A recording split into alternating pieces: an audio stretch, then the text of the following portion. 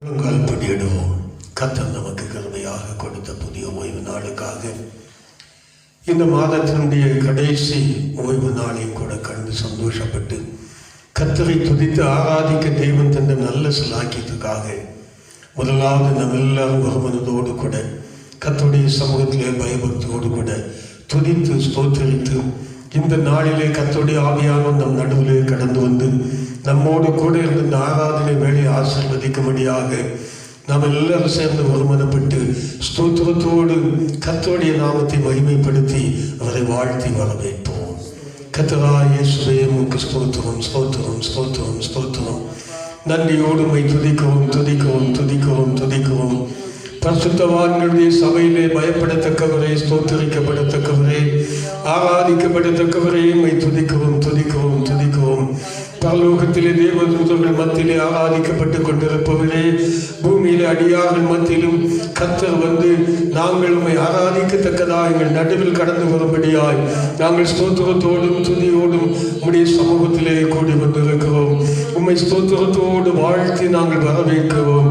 கர்த்தராகிய இயேசுவின் நாமத்திலே கூடி வந்து உம்முடைய பரிசுத்தமான நாமத்தை மகிமைப்படுத்தி உம்மை வாழ்த்தி நாங்கள் வரவேற்கிறோம். கர்த்தாவே, எங்கள் அருமை இரட்சகரை ஆராதிப்பதற்காகவே இந்த பூமியில் உம்முடைய ஜனமாக எங்களை தெரிந்தெடுத்து நீர் எங்களுக்கு தேவனானீர். என் தேவனே, நீர் எங்களுக்கு தேவனானீர். அதற்காக நாங்கள் நன்றி செலுத்துகிறோம். கர்த்தராகிய இயேசுவின் நாமம் எங்களுக்கும் தரிப்பித்து உம்முடைய நாமத்தில் கூடி வந்து உம்மை மகிமைப்படுத்த நீர் தந்த நல்ல வேலைக்காய் ஸ்தோத்திரம் ஸ்தோத்திரம் ஸ்தோத்திரம். இப்பொழுது எங்கள் நடுவிலே நீர் வந்து அசைவாடும்படியாய் எங்கள் நடுவிலே உலாவும்படியாக பிதாவை அங்கங்கே கூடி உட்கார்ந்து உம்முடைய சமூகத்திலே ஆராதித்துக் கொண்டிருக்கிற எல்லார் மத்தியிலும் தேவாவியானவர் கடந்து வர ஸ்தோத்திரத்தோடு அழைக்கிறோம். உமக்கு ஸ்தோத்திரம் ஸ்தோத்திரம் ஸ்தோத்திரம் ஸ்தோத்திரம் ஸ்தோத்திரம். துதிகளின் மத்தியிலே வாசம் பண்ணி கொண்டிருப்பவரே, நாங்கள் உம்மை துதிக்கிறோம் துதிக்கிறோம் துதிக்கிறோம். ஹல்லேலூயா ஹல்லேலூயா ஹல்லேலூயா என்று வாழ்த்தி போற்றி துதித்து உம்மை வரவேற்கிறோம். உமக்கு ஸ்தோத்திரம் ஸ்தோத்திரம் ஸ்தோத்திரம் ஸ்தோத்திரம் ஸ்தோத்திரம். பரிசுத்தமான எங்கள் கர்த்தராகிய இயேசுவே, எங்கள் துதிகளின் மத்தியிலே வந்திருப்பவரே, நாங்கள் உம்மை வாழ்த்தி வரவேற்கிறோம். உம்முடைய பாதபடியிலே பணிந்து ஸ்தோத்தரிக்கிறோம். பிதாவே, இந்த நாளை சேர்த்து தந்த தயவுக்காய் ஸ்தோத்திரம். கூடி வந்து உடைய சமூகத்தில் கடந்து வந்து பிதாவே, இப்பொழுதும் கூட உம்மை ஆராதிக்க வந்திருக்கிற எங்கள் மத்தியிலே நீர் உலாவிக் கொண்டிருப்பீராக. உம்முடைய பரிசுத்தமான பிரசன்னம் எங்களை நிரப்பட்டும். தேவ ஆவியினால் எல்லாரையும் நிறைப்பீராக. நாங்கள் ஆவியோடும் உண்மையோடும் உம்மை ஆராதிக்க எங்களை நீர் ஆயத்தப்படுத்தும். ஒரு விசையோடு எங்களை நீர் கழுவியர்களும். நீர் எங்களுக்காக சிலுவையிலே சிந்தின புது உடன்படிக்கையின் இரத்தத்தை எங்கள் மேல் தெளித்து எங்கள் இருதயங்களை கழுவி சுத்திகரிப்பீராக. சுத்த இருதயத்தோடு எங்கள் தேவனை ஒரு மனதோடு கூட ஆராதிக்க எங்கள் ஆயத்தப்படுத்தும். பிதாவே, எங்கள் குறைகளெல்லாம் நீக்கி போடுவீராக. கரைதல் இல்லாமல் கபடமில்லாத இருதயத்தோடு நாங்கள் ஒருமனப்பட்டு ஆராதனை செய்ய எங்களை பக்குவப்படுத்துவீராக. உம்முடைய ஆவி எங்களை ஆயத்தப்படுத்தட்டும். பரிசுத்த ஆவியானவர் வழிநடத்தும். மீது உள்ள நேரங்களையும் காலங்களையும் பொறுப்படுத்திக் கொள்ளுவீராக. தேவநாமம் மகிமைப்படுவதாக. இயேசுவின் நாமத்தில் ஜெபித்து எங்களை அர்ப்பணிக்கிறோம் நல்ல பிதாவே, ஆமென். இப்பொழுது பாடல் பாடப்படும். ஹல்லேலூயா ஹல்லேலூயா. முதலாவது பாடலாக ஆராதனைக்கு தகுதியான தெய்வம் இயேசு நீர் மாத்திரமே, முழு உலகத்துக்கும் பொதுவான தெய்வம் இயேசு நீர் மாத்திரமே என்கிற பாடலை என்னோடு கூட சேர்ந்து கரங்களை தட்டி உற்சாகமாக கர்த்தருடைய நாமத்தை மகிமைப்படுத்தும் விதமாக பாடலாமா? ஆராதனைக்கு தகுதியான தெய்வம் இயேசு நீர் மாத்திரமே, முழு உலகத்துக்கும் பொதுவான தெய்வம் இயேசு நீர் மாத்திரமே என்கிற பாடலை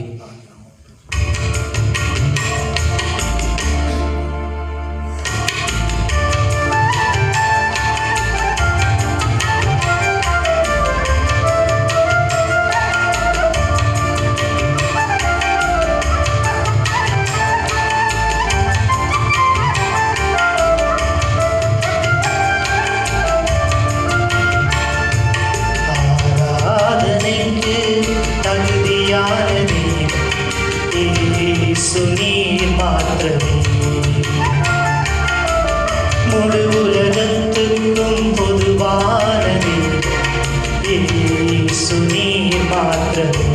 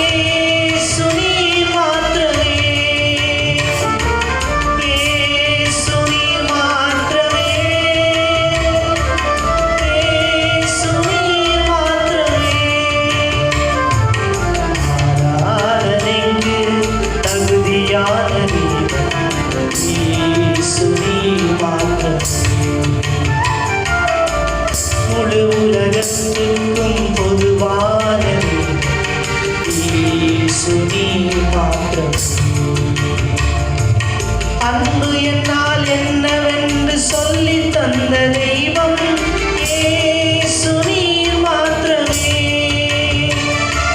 பெரும் பாவி மனம் மாற ஏங்குகின்ற தெய்வம் இயேசு நீர் மாத்திரமே. அன்பு என்றால் என்னவென்று சொல்லி தந்த தெய்வம் இயேசு நீர் மாத்திரமே. பெரும் பாவி மனம் மாற ஏங்குகின்ற தெய்வம் இயேசு நீர் மாத்திரமே. தம்மை நம்பி வருபவர்கள் எந்த மதத்து மனிதராலும் ஏற்றுக்கொள்ளும் பாச தெய்வம். தம்மை நம்பி வருபவர்கள் எந்த மதத்து மனிதராலும் ஏற்றுக்கொள்ளும் பாச தெய்வம். ஆராதனைக்கு தகுதியான இயேசு நீர் மாத்திரமே. முழு உலகத்துக்கும் பொதுவான இயேசு நீர் மாத்திரமே. பாவத்தை சுட்டி காட்டி கண்டித்து உணர்த்தும் தெய்வம் இயேசு நீர் மாத்திரமே. பாவத்தை மன்னிக்கும் பரிசுத்த தெய்வம் இயேசு நீர் மாத்திரமே. பாவத்தை சுட்டி காட்டி கண்டித்து உணர்த்தும் தெய்வம் இயேசு நீர் மாத்திரமே. பாவத்தை மன்னிக்கும் பரிசுத்த தெய்வம் இயேசு நீர் மாத்திரமே. பாவத்திலிருந்து விடுதலை தருகின்ற தெய்வம் நீர் மாத்திரமே. பாவத்திலிருந்து விடுதலை தருகின்ற தெய்வம் நீர் மாத்திரமே. ஆராதனைக்கு தகுதியான இயேசு நீர் மாத்திரமே. முழு உலகத்திற்கும் பொதுவானது இயேசு நீர் மாத்திரமே. சொன்ன சொல் தவறாத நம்பிக்கைக்கு உரியவர் இயேசு நீர் மாத்திரமே. பாரபட்சமில்லாத நேர்மையுள்ள தெய்வம் இயேசு நீர் மாத்திரமே. சொன்ன சொல் தவறாத நம்பிக்கைக்கு உரியவர் இயேசு நீர் மாத்திரமே. பாரபட்சமில்லாத நேர்மையுள்ள தெய்வம் இயேசு நீர் மாத்திரமே. பரலோகம் போவதற்கு வழிகாட்ட வந்த தெய்வ அவதாரம் நீர் மாத்திரமே. பரலோகம் போவதற்கு வழிகாட்ட வந்த தெய்வ அவதாரம் நீர் மாத்திரமே. ஆராதனைக்கு தகுதியானது இயேசு நீர் மாத்திரமே. முழு உலகத்துக்கும் பொதுவானது இயேசு நீர் மாத்திரமே. ஆராதனைக்கு தகுதியானது இயேசு நீர் மாத்திரமே. முழு உலகத்துக்கும் பொதுவானது இயேசு நீர் மாத்திரமே. இயேசு நீர் மாத்திரமே. இயேசு நீர் மாத்திரமே. இயேசு நீர் மாத்திரமே. இயேசு நீர் மாத்திரமே.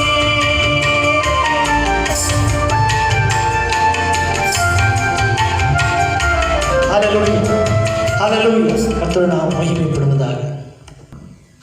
ஹல்லேலூயா. அடுத்த பாடலாக மீட்டெடுக்கப்பட்ட கூட்டமே விரைந்து செயல்படு, மீட்பர் இயேசு வேலை செய்ய விரைந்து புறப்படு என்கிற பாடலை என்னோடு கூட சேர்ந்து நீங்கள் இருக்கிற இடங்களிலே கர்த்தர் நாமத்தை மகிமைப்படுத்தும் விதமாக கரங்களை தட்டி உற்சாகமாக பாடலாமா? மீட்டெடுக்கப்பட்ட கூட்டமே விரைந்து செயல்படு, மீட்பர் இயேசு வேலை செய்ய விரைந்து புறப்படு என்கிற பாடல்.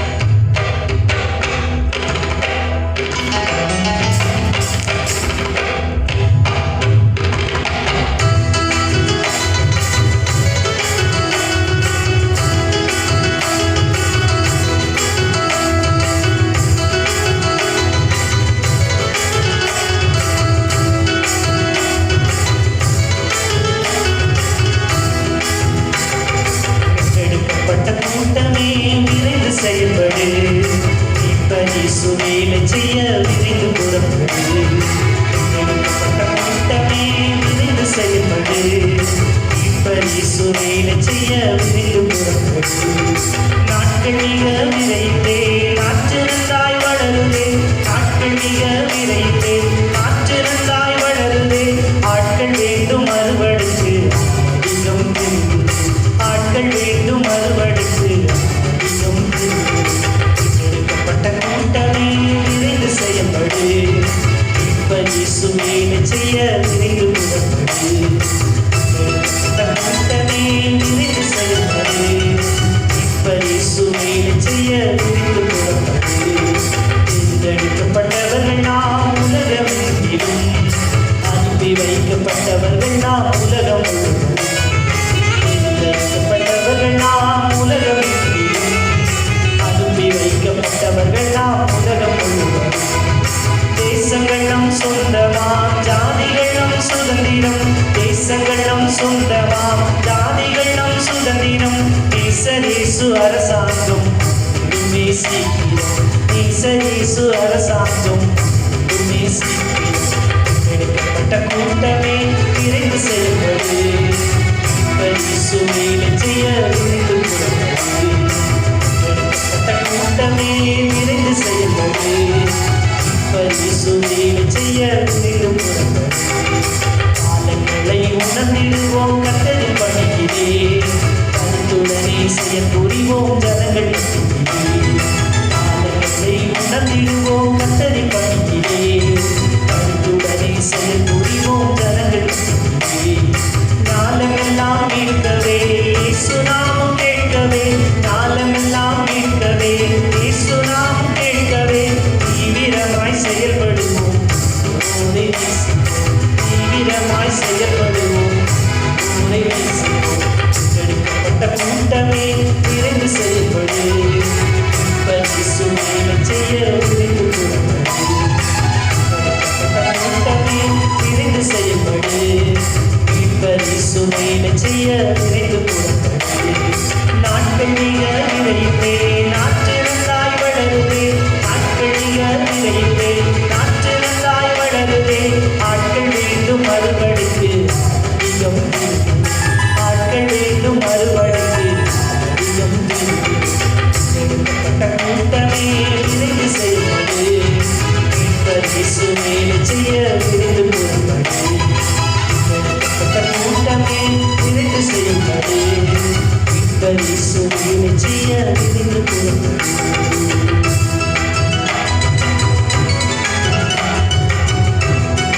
ஹல்லேலூயா, ஹல்லேலூயா. கர்த்தருடைய நாமம் மகிமைப்படுவதாக. கர்த்தருடைய நாமத்தை மகிமைப்படுத்த கூடியிருக்கிற நாம் அங்கங்கே கர்த்தருடைய நாமத்தை பயபக்தியோடு ஆராதித்து அவரை சந்தோஷப்படுத்தி நாம் ஆராதிக்க போகிறோம். ஆராதனை வேளையிலே தேவ நாமம் மகிமைப்படட்டும். ஆராதனை வேளையிலே தேவ ஆவியானவர் இறங்கி எல்லாரையும் தேவன் நிரப்பி ஆசீர்வதிக்க வேண்டும்.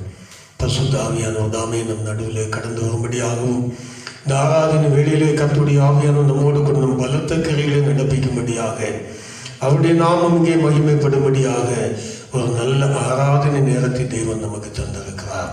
நம்ம எல்லாரும் சில நிமிஷ நேரங்கள் தேவனை துதித்து ஆராதிக்க கடமைப்பட்டிருக்கிறோம்.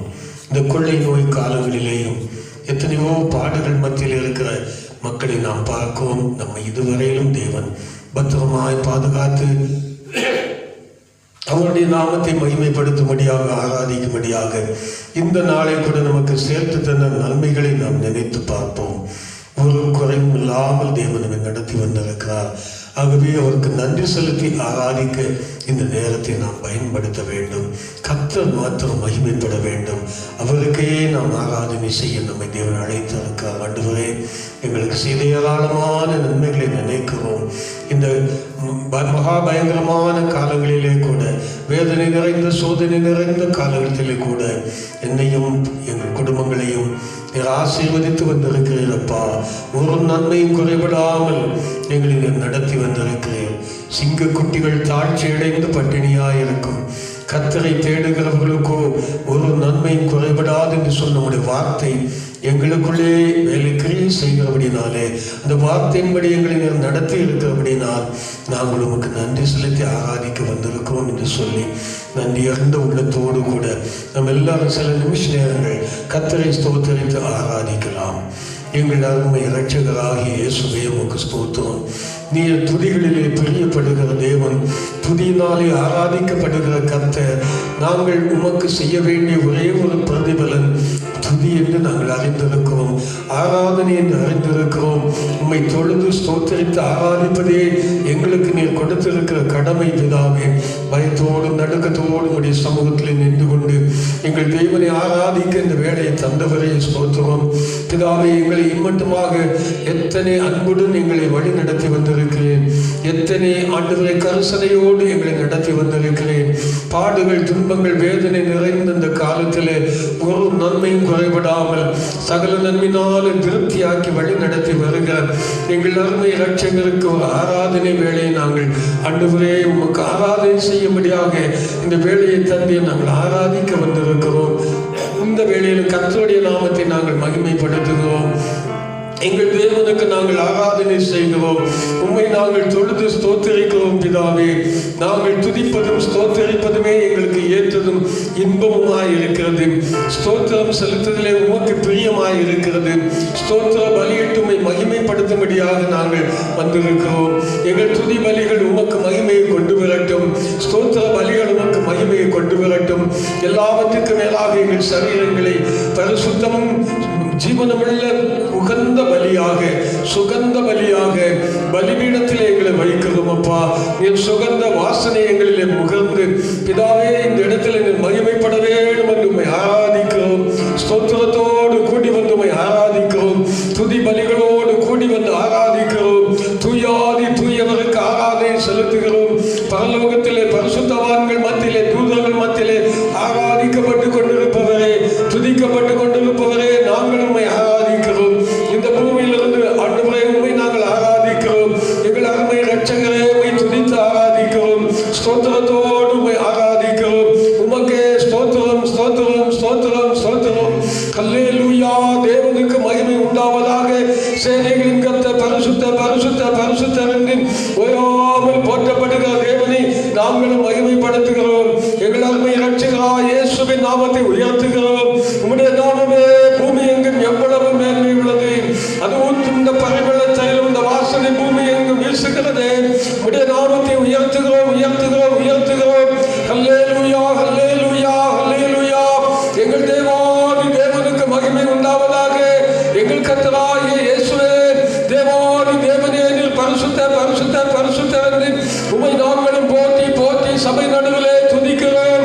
அல்லேலூயா என்று ஆர்ப்பரித்து உம்மை மகிமைப்படுத்துகிறோம். எங்கள் கர்த்தராகிய இயேசுவே உமக்கு ஸ்தோத்திரம். நீ துதிகளின் மத்தியிலே வாழுகிறவரப்பா, துதிகளின் மத்தியிலே உலாவிக் கொண்டிருப்பவரப்பா. நாங்கள் உம்மை துதிக்கிறோம் துதிக்கிறோம். எங்கள் நடுவில் நீர் உலாவிக் கொண்டிருப்பதற்காக ஸ்தோத்திரம்.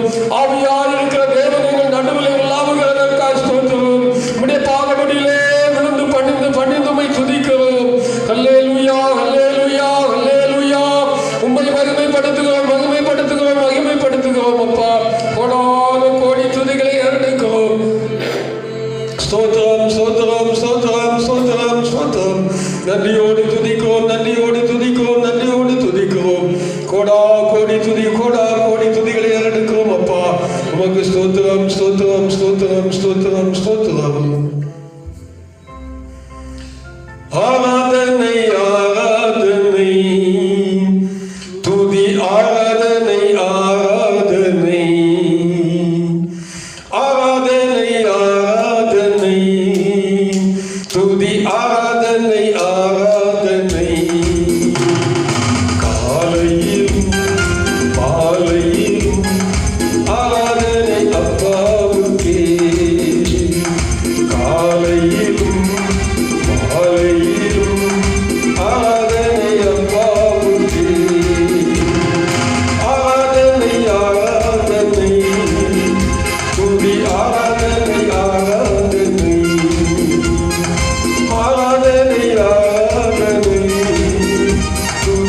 ஆராதனை ஆராதனை.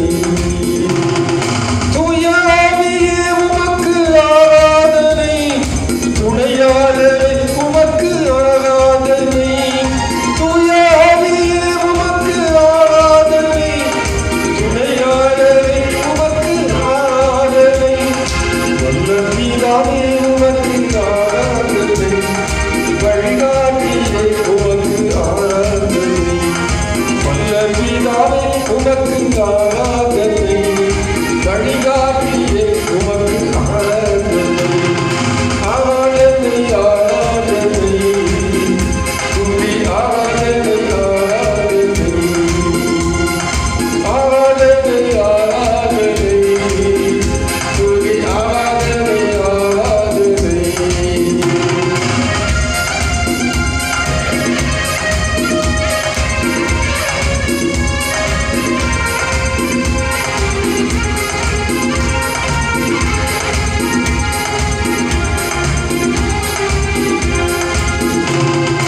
ஜீவபலியே உமக்கு ஆராதனை, ஜீவதண்ணீரே உமக்கு ஆராதனை. ஜீவபலியே உமக்கு ஆராதனை, ஜீவதண்ணீரே உமக்கு ஆராதனை. மேகஸ்தம்பமே உமக்கு ஆராதனை, மேசியாவே உமக்கு ஆராதனை. மேகஸ்தம்பமே உமக்கு ஆராதனை, மேசியாவே உமக்கு ஆராதனை. ஆராதனை ஆராதனை, துதி ஆராதனை ஆராதனை. ஆராதனை ஆராதனை, துதி ஆராதனை ஆராதனை. எல்லாம் கர்த்தரை ஸ்தோத்திரித்து மகிமைப்படுத்தி பாடுவோம். நல்லவர் துதி பலி ஆராதனை செய்வோம். கர்த்தர் மகிமைப்படுவாராக.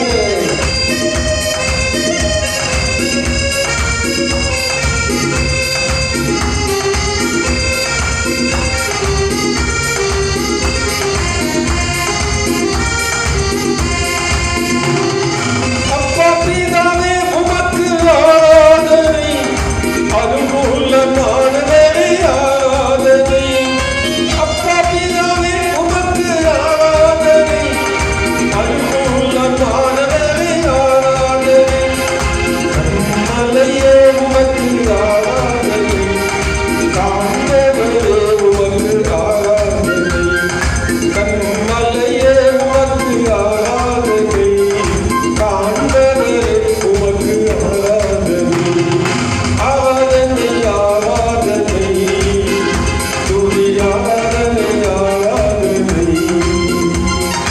ஆராதனை ஆராதனை, துதி ஆராதனை ஆராதனை. காலையிலும் மாலையிலும் ஆராதனை அப்பாவுக்கே. காலையிலும் மாலையிலும் ஆராதனை அப்பாவுக்கே. ஆராதனை ஆராதனை, துதி ஆராதனை ஆராதனை. ஆராதனை ஆராதனை, துதி ஆராதனை ஆராதனை. ஹல்லேலூயா, ஹல்லேலூயா, ஹல்லேலூயா, ஹல்லேலூயா, ஹல்லேலூயா, ஹல்லேலூயா, ஹல்லேலூயா. கர்த்தருடைய நாமம் மகிமைப்படுவதாக. ஆராதனை வேளையில் நம்மோடு கூட நம்மை பலப்படுத்தினார். நம்முடைய ஆராதனை தேவனுக்கு மகிமை கொண்டு வந்திருக்கும் என்று நாம் விசுவாசிக்கிறோம். கர்த்தர் மகிமைப்பட்டிருப்பார். தொடர்ந்து ஆவியானவர் நம்மை நடத்தும்படியாக கர்த்தருடைய வார்த்தையை நாம் கேட்க போகிறோம். கர்த்தருடைய வார்த்தையும் கூட நமக்கு தேவன் ஆசீர்வதித்து கொடுக்கும்படியாக சகோதரி சாராளவர்கள் ஜெபிப்பார்கள். எங்களை நேசிக்கிறதான நல்ல பிதாவே, இந்த நல்ல அருமையான நேரத்துக்காக நாங்கள் நன்றி செலுத்துறப்பா. முக்கோடி ஸ்தோத்திரம் ஸ்தோத்திரம் ஸ்தோத்திரம் ஸ்தோத்திரம் ஸ்தோத்திரையா. தகப்பனே பாதத்திலே விழுந்து என் ஆண்டவரை துதிக்கிறோம், மெய் ஸ்தோத்திரிக்கிறோம், மெய் ஸ்தோத்திரிக்கிறையா. ஸ்தோத்திரம் ஸ்தோத்திரப்பா. தயவாய் தெய்வமே ஸ்தோத்திர இறங்கி வந்து நாதா ஸ்தோத்திரையா. வார்த்தை எங்களுக்கு ஆசீர்வதி தர வேண்டும் என்று ஜெபிக்கிறோம். நடத்ததான பிள்ளை மறைத்து வெளிப்படும்படியான ஜெபிக்கிறையா. பரலோகத்தின் மன்னாவை கர்த்தர் எங்களுக்கு கொடுத்து திருப்தியாக்குங்கப்பா. இடாய்த்து போயிருக்கிற எங்களுடைய ஆத்மாவை நாதா வார்த்தை இந்த நாளில் தேற்றட்டும் அப்பா. பரிசுத்த பிதாவே மெய் துதிக்கிறோம், மெய் ஸ்தோத்திரிக்கிறையா. வார்த்தையினால் கர்த்தர் ஆண்டவர் எங்களை பலப்படுத்துங்கப்பா. கர்த்தாவை விலகின பாண்டங்களா இருக்கிற எங்களை கூட நாதா வார்த்தை இந்த நாளில் பலமுள்ள பாத்திரமாய் பயன்படுத்தட்டும் அப்பா. வார்த்தைக்கு நேராக எங்களை அர்ப்பணிக்கிறோம். இந்த சத்தியத்தை கேட்கிற சத்தத்தை கேட்கிற ஒவ்வொரு தேவ பிள்ளையும் பலனடையட்டும் அப்பா. விசேஷித்த பலன் ஒவ்வொருவருக்குள் இறங்கி வரட்டும் அப்பா. தெய்வமே நன்றியோடு துதிக்கிறோம், ஸ்தோத்திரிக்கிறோம். பரலோகத்தின் பலன் எங்களை ஆளுகை செய்யட்டும். வார்த்தையின் பலன் எங்களை ஆளுகை செய்யட்டும் அப்பா. இந்த பலன் குந்தி போகாதற்கு உதவி செய்யுங்கப்பா. கற்று தருகிற பலத்தோடு கூட விசுவாசத்தின் ஓட்டத்தை ஓடி முடிக்க கர்த்தர்களை கிருபை தரும்படியான செபிக்கிறோம் ஐயா. வார்த்தையினால் கர்த்தர் எங்களை அப்படியே நிறைத்துக் கொள்ளுங்க தெய்வமே. பரிசுத்தமான அன்பு சமூகத்தில் ஐயா என்னை தாழ்த்தி அர்ப்பணிக்கிறோம். கர்த்தருடைய ஆவியால் தொடர்ந்து நடத்துங்கப்பா. இந்த சத்தியத்தை கேட்கிற ஒவ்வொரு தேவ பிள்ளைகளும் ஐயா தேவனுடைய வல்லமை இறங்கட்டும் அப்பா. தெய்வீக ஆசீர்வாதம் இறங்கட்டும் தெய்வமே. தகப்பனே மக்கள் நன்றி. ஒவ்வொரு பாத்திரம் நிரம்பி வெளியே செய்யப்பா. இந்த நாள் யார் தேவைகளோடு கூட இருக்கிறார்களோ, கண்ணீரோடு பிரச்சனையோடு போராட்டத்தோடு கூட இருக்கிறார்களோ நாதா தேவனுடைய கரம் ஆண்டவரை ஒவ்வொருவரை தொடட்டும் அப்பா. இயேசுவே வேதனைகள் எல்லாம் நீங்கி போகட்டும் இயேசுவின் நாமத்தினாலே. ஒரு ஆசீர்வாதத்தை தெய்வம் கட்டளையிட வேண்டும் என்று ஜெபிக்கிறோம் ஐயா. பரிசுத்தமான கரங்களிலே நாதா அத்தனை தேவ பிள்ளைகளை தாழ்த்தி அர்ப்பணிக்கிறோம் ஐயா. விசேஷித்த ஆசீர்வாதம் ஒவ்வொருவர் மேலும் வந்து இறங்கட்டும் ஐயா. ஒவ்வொரு கூடாரத்திலும் இறங்கட்டும் அப்பா. பரிசுத்த கரங்களை தாழ்த்தி அர்ப்பணிக்கிறோம். தெய்வம் பொறுப்பெடுத்துக் கொள்ளுங்க, தொடர்ந்து நடத்துங்க. துதியும் கனமும் மகிமையும் கர்த்தருக்கு செலுத்துகிறோம். இயேசுவின் நாமத்தில் ஜெபிக்கிறோம் பிதாவே, ஆமென். வேத பாடம் வாசிக்கப்படும்.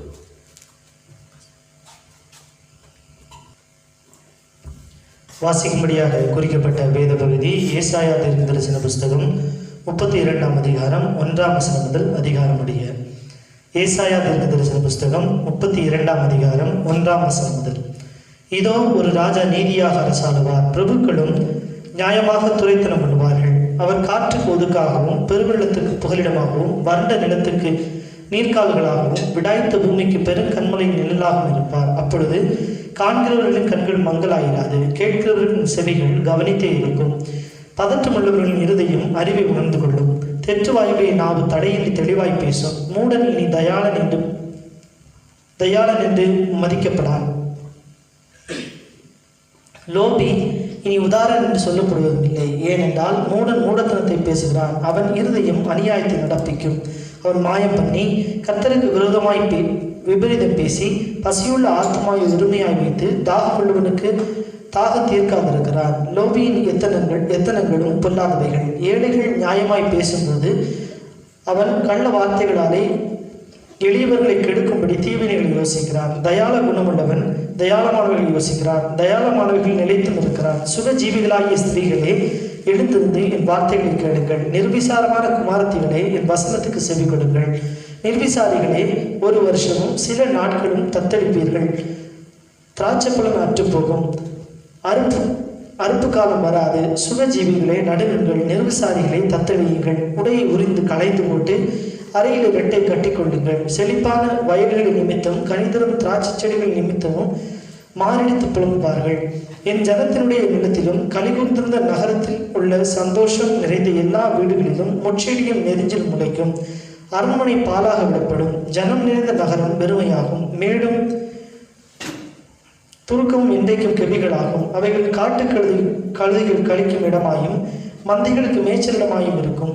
உன்னதத்திலிருந்து நம்மை ஆவி ஊற்றப்படும்படி அப்படியே இருக்கும். அப்பொழுது வனாந்திரம் செழிப்பான வயல்வெளியாகும். செழிப்பான வயல்வெளி காடாக எண்ணப்படும். வனாந்திரத்தில் நியாயம் வாசமாயிருக்கும். செழிப்பான வயல்வெளி நீதி தங்கி தரிக்கும். நீதியின் கிரியை சமாதானம், நீதியின் பலன் என்றுமுள்ள அமைதியும் சுகமுமாகும். என் ஜனம் சமாதான தாவரங்களிலும் நிலையான வாசஸ்தலங்களிலும் அமைதியாய் தங்கும் இடங்களில் குடியிருக்கும். ஆனாலும் காடு அடிய கல்மலை பெய்யும். அந்த நகரம் மகா தாழ்வாய் தாழ்ந்து போகும். மாடுகளையும் கழுதைகளையும் நடத்தி கொண்டு போய் நீர்வளம் பொருந்திய இடங்களிலெல்லாம் விதைக்க நீங்கள் பாக்கியவான்கள் என்பதே. நம்முடைய கர்த்தராகிய இயேசு கிறிஸ்துவின் பரிசுத்தமான நாமத்துக்கு ஸ்தோத்திரம் உண்டாவதாக. அதிசீக்கிரமாய் வரப்போகிற கர்த்தராகிய இயேசு கிறிஸ்துவின் நாமத்தினால் உங்கள் அனைவருக்கும் வாழ்த்துக்களை தெரிவிக்கிறேன். அங்கங்கே வீடுகளிலே நீங்கள் இருந்தாலும் நாம் ஒருவரை முகமுகமாய் பார்க்காவிட்டாலும் ஆவியிலே நாம் ஒருவரை பார்த்து கர்த்தருடைய நாமத்தை இந்த நாளில் மகிமைப்படுத்த தேவன் கிருபை செய்தார். அவருக்கு சகல துதியும் கனமும் மகிமை உண்டாகட்டும். கர்த்தர் உங்கள் அனைவரையும் ஆசீர்வதிப்பாராக. கர்த்தர் ஒரு நாளை நியமித்திருக்கிறார். அந்த நாளிலே நம்ம எல்லாரையும் கூட்டி சேர்ப்பார். வேதம் அப்படி சொல்லுகிறது. வேத வசனத்தை நம்புவோம். செப்பனியா தீர்க்க தரிசன புஸ்தகம் 3ஆம் அதிகாரம் 18ஆம் வசனத்தை கூட வாசிக்கலாம். செப்பனியா 3ஆம் அதிகாரம் 18ஆம் வசனம். உன் சபையின் மனுஷராக இருந்து பண்டிகை ஆசரிப்பு இல்லாததினால் உண்டான நிந்தை நிமித்தம் சஞ்சலப்பட்டவர்களை ஏகமாய் கூட்டி சேர்ப்பேன். இது தேவனுடைய வாக்குத்தத்தம். இன்றைக்கு சபை கூடுதல் இல்லை, பண்டிகை ஆசரிப்பில்லை. அது நிமித்தமாக துக்கப்பட்டு சஞ்சலப்பட்டு தவித்துக் கொண்டிருக்கிற நம்முடைய தவிப்பை தேவன் பார்த்து கொண்டிருக்கிறார். அவர் ஒரு நாளை நியமித்திருக்கிறார். சீக்கிரமாக அந்த நாளிலே நிச்சயமாக நம்மை கூட்டி சேர்ப்பார். அந்த நாளிலே நாம் சந்தோஷப்பட்டு களி கூர்ந்து சீவன் குமாரத்தியே கம்பீரித்து பாடும் தேவனாகிய கர்த்தர் நடுவில் இருக்கிறார் என்று சொன்னபடியே நம்ம எல்லாரும் அந்த நாளுக்கண்டு இப்பொழுதே ஆயத்தமாக வேண்டியவர்களாக இருக்கிறோம். தேவன் குறித்த நாளிலே நம் அனைவரையும் கூட்டி சேர்ப்பார். அந்த வேத வசனங்கள் எல்லாமே நிறைவேற வேண்டியதாக இருக்கிறது. ஒருவேளை கொள்ளை நோய்கள் வரும் என்று இயேசு சொன்னால் அது கட்டாயம் நடந்துதான் ஆக வேண்டும். அதை யாரும் தடுக்க முடியாது. அதே நேரத்தில் அந்த நாட்டிலே நான் குறைப்பேன் என்று சொன்னால் அவர் குறைத்து விடுவார். அதை தேசத்தை விட்டு அகற்றுவேன், தேசத்துக்கு க்ஷேமத்தை கொடுப்பேன் என்று சொன்னால் பரிசுத்தவான்களுடைய ஜெபங்களை கேட்டு தம்மால் தெரிந்து கொள்ளப்பட்ட ஜனத்தினுடைய ஜெபங்களை கேட்டு கட்டாயம் குறைப்பார். இந்த செப்பனியா 3ஆம் அதிகாரம் 18ஆம் வசனத்தின்படியும் நம்மை சீக்கிரமாக கூட்டி சேர்க்க வல்லவராய் இருக்கிறபடினால் இந்த வசனத்தை நாம் நாம் முழு விசுவாசத்தோடு நாம் நினைத்து ஒவ்வொரு நாளும் அதற்காக ஆண்டவரே எங்களை சீக்கிரமாக கூட்டி சேர்த்தரும். சபை கூடுதல் இல்லாமல், பண்டிகை ஆசரிப்பு இல்லாமல் நாங்கள் மிகவும் சஞ்சலப்பட்டு கொண்டிருக்கிறது உமக்கு தெரியும். நீ சொன்ன வார்த்தை எங்களிலும் நிறைவேறட்டும் அப்பா. அதற்கென்று நாங்கள் எங்களை ஆயத்தப்படுத்திக் கொள்ள உதவி செய்யும். ஒருவேளை கர்த்தர் அந்த நாளை நமக்கு நியமித்து எந்த நாளிலே நாம் எல்லாரும் விடுதலையோடு தேவனை ஆராதிக்க சமயத்தை தேவன் கொண்டு வருகிறாரோ அந்த நாளை நாம் நினைக்க வேண்டும். அந்த நாளுக்கு நாம் ஆயத்தமாக வேண்டும். இந்த நாளில் அந்த நாள் ஒரு பெரிய பண்டிகை நாளாக மாற வேண்டும். அந்த நாள் முழுவதும் நாம் தேவனை ஆராதிக்க போகிறோம்.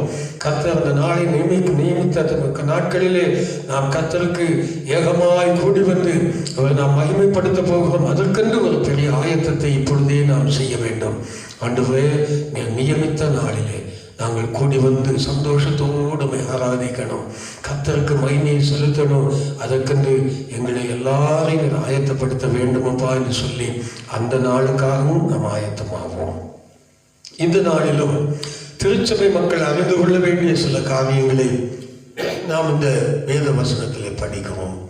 ஏசாயா தீர்க்கதரிசியை கொண்டு சபையை குறித்ததான பல விஷயங்களை தேவன் இங்கே எழுதி வைத்திருக்கிறார். எப்பொழுதுமே தேவன் சபையை ஆசீர்வதிக்கிறவர். சபையை ஒரு நாளும் தேவன் கைவிடுகிறவரும் அல்ல.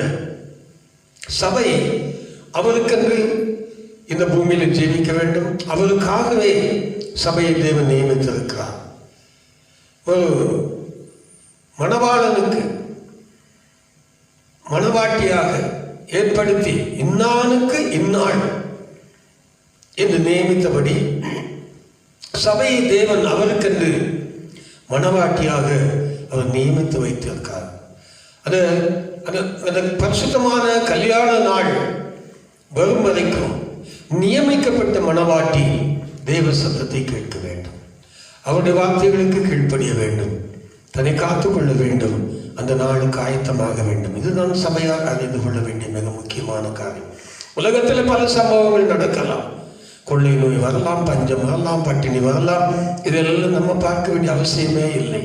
எல்லா தேவனுடைய வார்த்தைகள் படிப்படியாக நிறைவேறி கொண்டிருக்கும். அதன் மத்தியில் தான் கர்த்தர் தம்முடைய சபையை பலப்படுத்தி கொண்டிருக்கிறார், ஆயத்தப்படுத்தி கொண்டிருக்கிறார். கர்த்தருடைய நாளிலே நம்ம எல்லாம் சந்தோஷப்பட போகிறோம். அதை மாத்திரம் நாம் அறிந்து கொண்டு அந்த விசுவாசத்தோடு கூட நாம் இந்த பூமியிலே ஜீவிக்க வேண்டியவர்களாக இருக்கோம். நமக்கும் வியாதி வரலாம், வேதனை வரலாம், மரணம் வரலாம். இவைகள் ஒன்றும் நம்மை சேதப்படுத்தாது.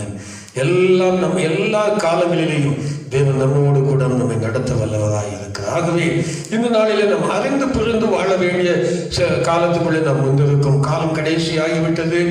இவைகளெல்லாம் சம்பவிக்கும் போது கர்த்தராகிய இயேசு வாசல் அருகே வந்துவிட்டார் என்று எழுதப்பட்டிருக்கிறது. இவைகளெல்லாம் நாம் பார்க்கும்போது அதிகமாக சபையை குறித்த அறிவு, நம்முடைய விசுவாச ஜீவிதத்தை குறித்த அறிவு நமக்கு உண்டாக வேண்டும். நமக்கு நம்மிடத்தில் காணப்படுகிற குறைகள் மாற்றப்பட வேண்டும். நாம் பூரணர்களாகி கடந்து போக வேண்டும். இதுதான் சபை அறிந்து கொள்ள வேண்டிய விஷயம். அதற்கென்று நான் இந்த நாளிலே இந்த ஏசாயா தீர்க்கதரிசியை கொண்டு கர்த்தர் நமக்கு கற்றுக் கொடுக்கிற, நமக்கு அறிவித்திருக்கிற சில காரியங்களை நாம் அறிந்து கொள்ள வேண்டியவர்களாக இருக்கிறோம். முதலாவதாக 2 பகுதியாக நாம் இதிலே படிக்கிறோம். சபை ஆசீர்வாதமாக இருப்பது. சபையை தேவன் எப்பொழுதும் ஆசீர்வதிக்கவே ஒரு சித்தம் கொண்டிருக்கிறார். அதற்காகவே சபையிலே தேவன் சபைக்கு அவர் தலையாக இருந்து, தலைவராக இருந்து, அவர் ராஜாவாக இருந்து நம்மை ஆளுகை செய்கிறார். அதற்காக நம்மை ஆசீர்வதிப்பதற்காகவே தேவன் தம்முடைய ஆவியை சபைக்குள்ளே ஊற்றுகிறார். ஒரு மனுஷனுடைய வாழ்க்கை ஆசீர்வதிக்கப்பட வேண்டுமானால், அல்லது ஒரு திருச்சபை ஆசீர்வதிக்க வேண்டுமானால், அல்லது ஒரு குடும்பம், கர்த்தருடைய பிள்ளையுள்ள குடும்பம் ஆசீர்வதிக்கப்பட வேண்டுமானால், முதலாவது நாம் அறிந்து கொள்ள வேண்டியது நம்மை ஆளுகை செய்வது யார். இரண்டாவது, அந்த ஆளுகை செய்கிறவருடைய ஆவி நமக்குள் இருக்கிறதா. இது ரெண்டையும் நாம் படிக்க வேண்டும். அதை குறித்து நாம் முதலாவது உங்களுக்கு சில காரியங்களை நான் சொல்ல ஆசைப்படுகிறேன். முதல் வசனத்தை படிக்கலாம். ஏசாயா 32ஆம் அதிகாரம் முதல் வசனம். இதோ ஒரு ராஜா நீதியாக அரசாளுவார், பிரபுக்களும் நியாயமாக துரைத்தனம் பண்ணுவார்கள் என்று எழுதப்பட்டிருக்கிறது. ஒரு ராஜா நீதியாக அரசாளுவார். எந்த ஒரு மனுஷனுடைய வாழ்க்கையிலே தேவன் ராஜாவாக இருந்து அவனை நடத்துகிறாரோ, ஆண்டு கொண்டு நடத்துகிறார், நம்முடைய ஜீவியத்தை அவர் ஆளுகை செய்ய வேண்டும். அவர் ஆளுகை செய்யாவிட்டால் வேறொருவன் ஆளுகை செய்கிறான் என்பது பொருள். இதற்கு ஆதாரமாக சபையிலே மக்கள் எத்தனை பேர் இயேசுவை ராஜாவாக வைத்து அவர் என்னை ஆளுகை செய்கிறார் என்ற நிச்சயத்தோடு நாம் வாழுகிறோம், அல்லது அவர் ஆளுகை செய்வதற்கு நம்மை அவருடைய பிரஜைகளாக்கி அடிமைகளாக்கி ஒப்புக் கொடுத்திருக்கிறோம். கவனிக்க வேண்டும். நான் ஏன் அதை சொல்லுகிறேன் என்று சொன்னால், பழைய ஏற்பாட்டின் காலத்திற்குள்ளே நீங்கள் போனால், சாமுவேல் தீர்க்கதரிசியினுடைய காலத்திலே அவர் நியாயாதிபதியாக இஸ்ரவேல் ஜனங்களை, சபையாரை நடத்தி கொண்டு வந்தார். ஒரு மிகப்பெரிய பரிசுத்தவான் தீர்க்கதரிசி. அவர் அந்த ஜனங்களை நடத்தி கொண்டு வரும்போது அந்த அர்த்தம் என்னவென்றால், அந்த ஜனங்களை சாமுவேல் என்னும் ஒரு மனுஷன் நடத்துவதாக அல்ல, சாமுவேலுக்குள்ள தேவன் ராஜாவாக, நியாயாதிபதியாக இருந்து, தீர்க்கதரிசியாக இருந்து அந்த ஜனங்களை நடத்தினார் என்பதை நாம் படிக்க முடிகிறது. அதற்கு ஆதாரமாக உங்களுக்கு வசனம் சொல்லி தருகிறேன். அந்த சாமுவேல் தீர்க்கதரிசி நடத்தும் போது ஜனங்கள் சாமுவேலை சாதாரண மனுஷனாக பார்த்து விட்டார்கள். இந்த ஜனங்கள் சாமுவேல் பலவிதமான நன்மையான காரியங்களை அவர்களுக்கு சொல்லிக் கொடுத்து, தேவனின் வழிகளை சொல்லிக் கொடுத்து, நியாயமாய் அவர்களை விசாரித்து சகல காரியங்களையும் நடத்தி கொண்டு வந்தார். ஆனால் அவருடைய ஆளுமை அவர்களுக்கு பிடித்ததாக தெரியவில்லை. அந்த நாளில் இருந்த இஸ்ரவேல் ஜனங்களுக்கு வேண்டுமான வாசித்து பாருங்கள். 1 சாமுவேலின் புஸ்தகம் 8ஆம் அதிகாரம் 6-7 வசனம் படிக்கலாம். 1 சாமுவேல் 8ஆம் அதிகாரம் 6-7 வசனங்கள் வாசிப்போம்.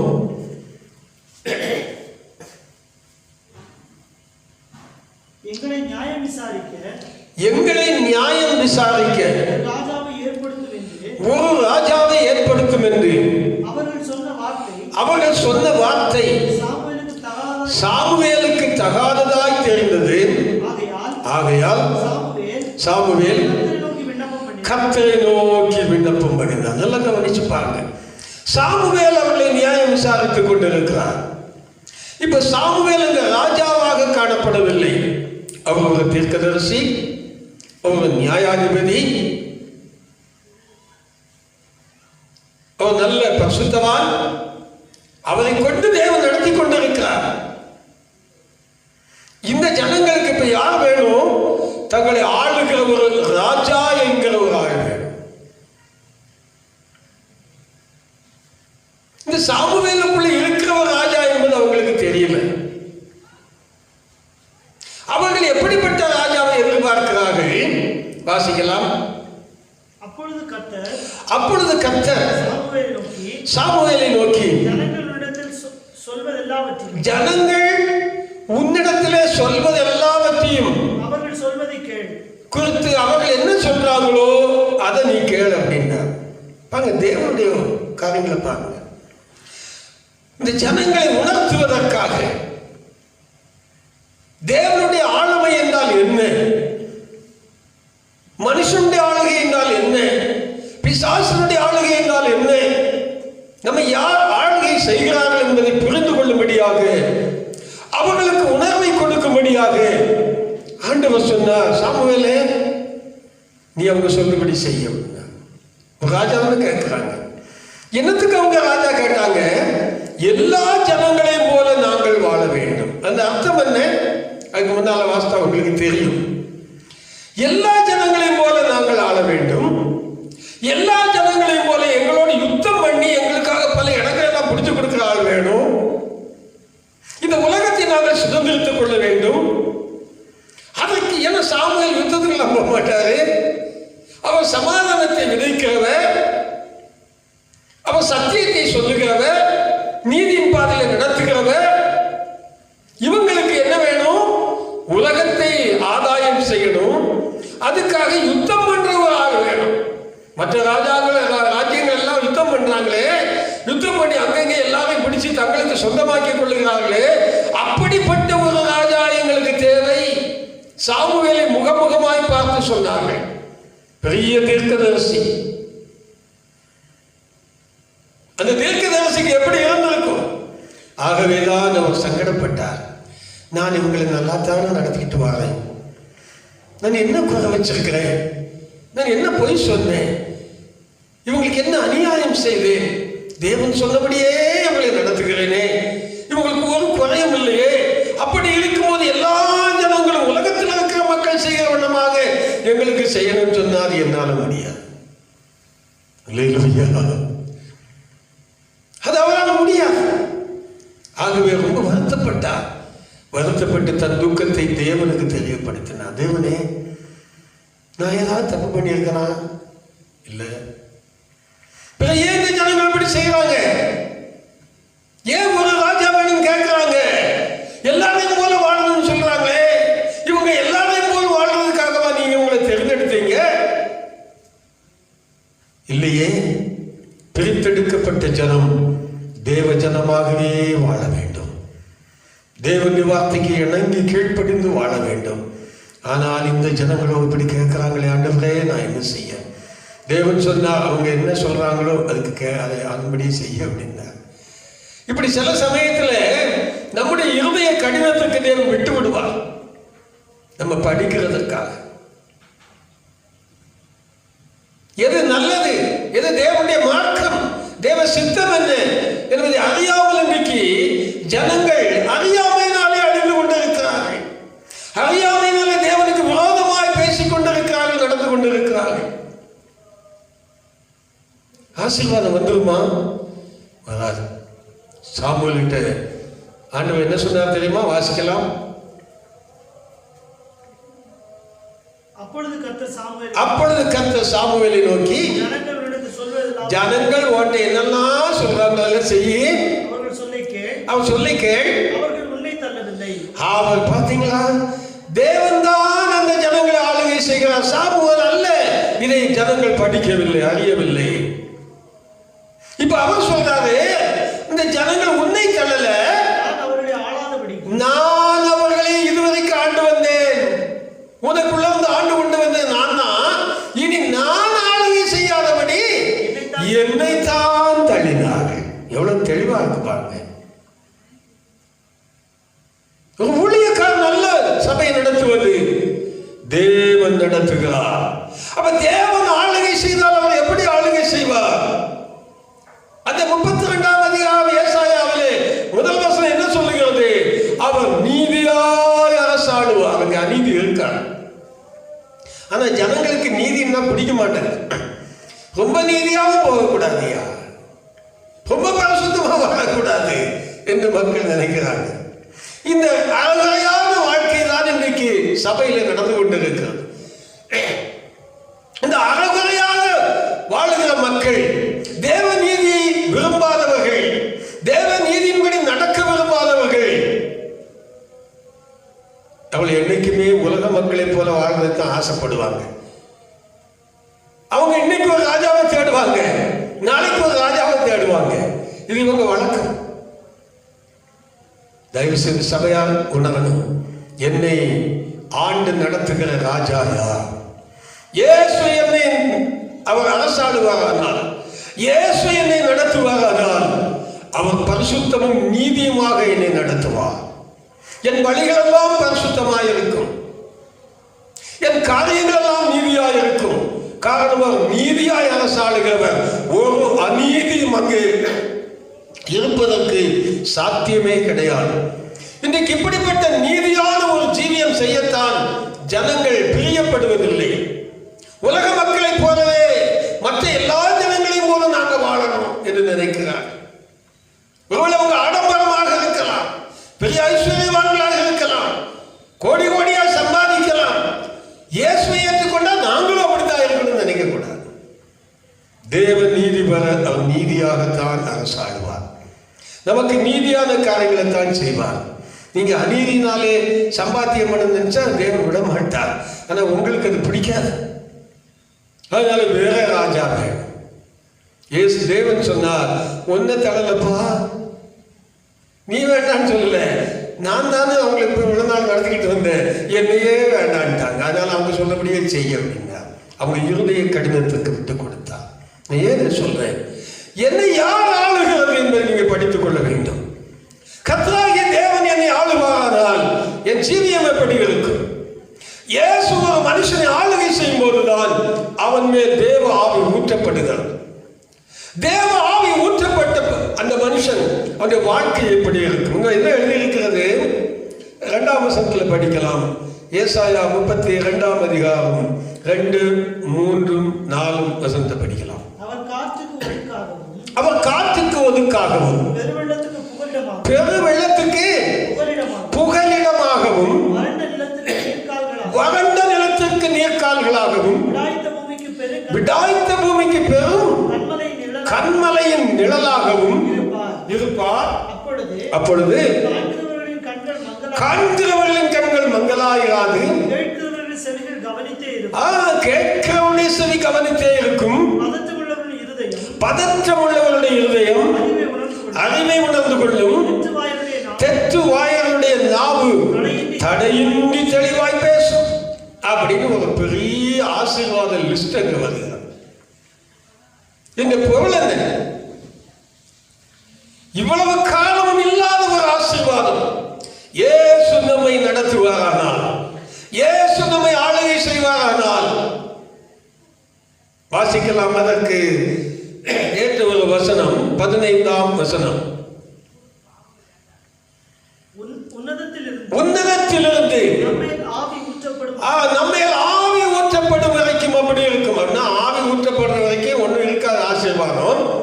இப்ப இயேசு நம்மை ஆளுகை செய்கிறார். அவர் உன்னதத்தில் வந்து ஆவி ஊற்றி வாசிக்கலாம். வனாந்தரம் செழிப்பான வயல்வெளியாகும். என்ன எழுதி? 2வது என்ன படிச்சோம்? வறண்ட நிலத்துக்கு நீர்கால்கள், விடாய்த்த பூமிக்கு பெரும் கண்மலை நிழல். பரிசுத்த ஆவி எப்பொழுது ஊற்றப்படுகிறது? ஒரு மனுஷனை தேவன் ஆளுகை செய்ய வேண்டும், அவர் ஆண்டு நடத்த வேண்டும். அப்பந்தான் பரிசுத்த ஆவி நம்ம மேல ஊற்றப்படும். சும்மா உட்கார்ந்து பரிசுத்த ஆவி தாங்க நம்ம மட்டும் கேட்டுக்கிட்டு இருக்க கூடாது. முதலாவது அவர் நம்மை ஆளுகை செய்ய முழுமையாய் அவருடைய கரத்திலே அடிமைகளாக நாம் ஒப்பு கொடுக்கணும். இயேசுவை, நீங்க தான் என்னை ஆளுகை செய்யணும், மனுஷன் அல்ல. உம்முடைய வார்த்தையின்படிதான் நான் நடக்கணும். நீ ராஜா,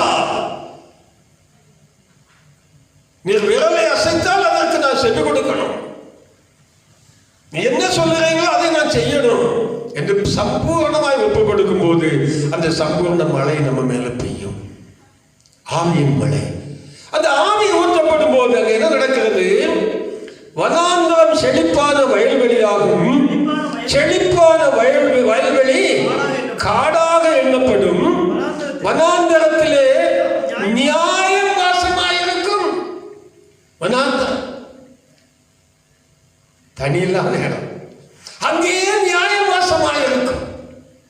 வனாந்தரமான வாழ்க்கையில நியாயம் நீதியே அவர் அரசாளுகிறார். வறண்ட நிலம் அது செழிப்பாகிறது. அப்ப இருக்கு, செழிப்பான வயல்வெளியிலே நீதி தங்கியிருக்கும். நீதியின் கிளை சமாதானமும் நீதியின் பலன் என்றும் உள்ள அமெரிக்கை. இயேசு நம்மை ஆளுகை செய்யும் போது, தேவாலயம் பணத்திலிருந்து ஊற்றப்படும் போது என்ன நடக்கிறது? சமாதானமும் அமெரிக்கையும் உள்ள ஒரு மகிமையான ஜீவியத்தை நாம் அடைந்து கொள்ளுகிறோம்.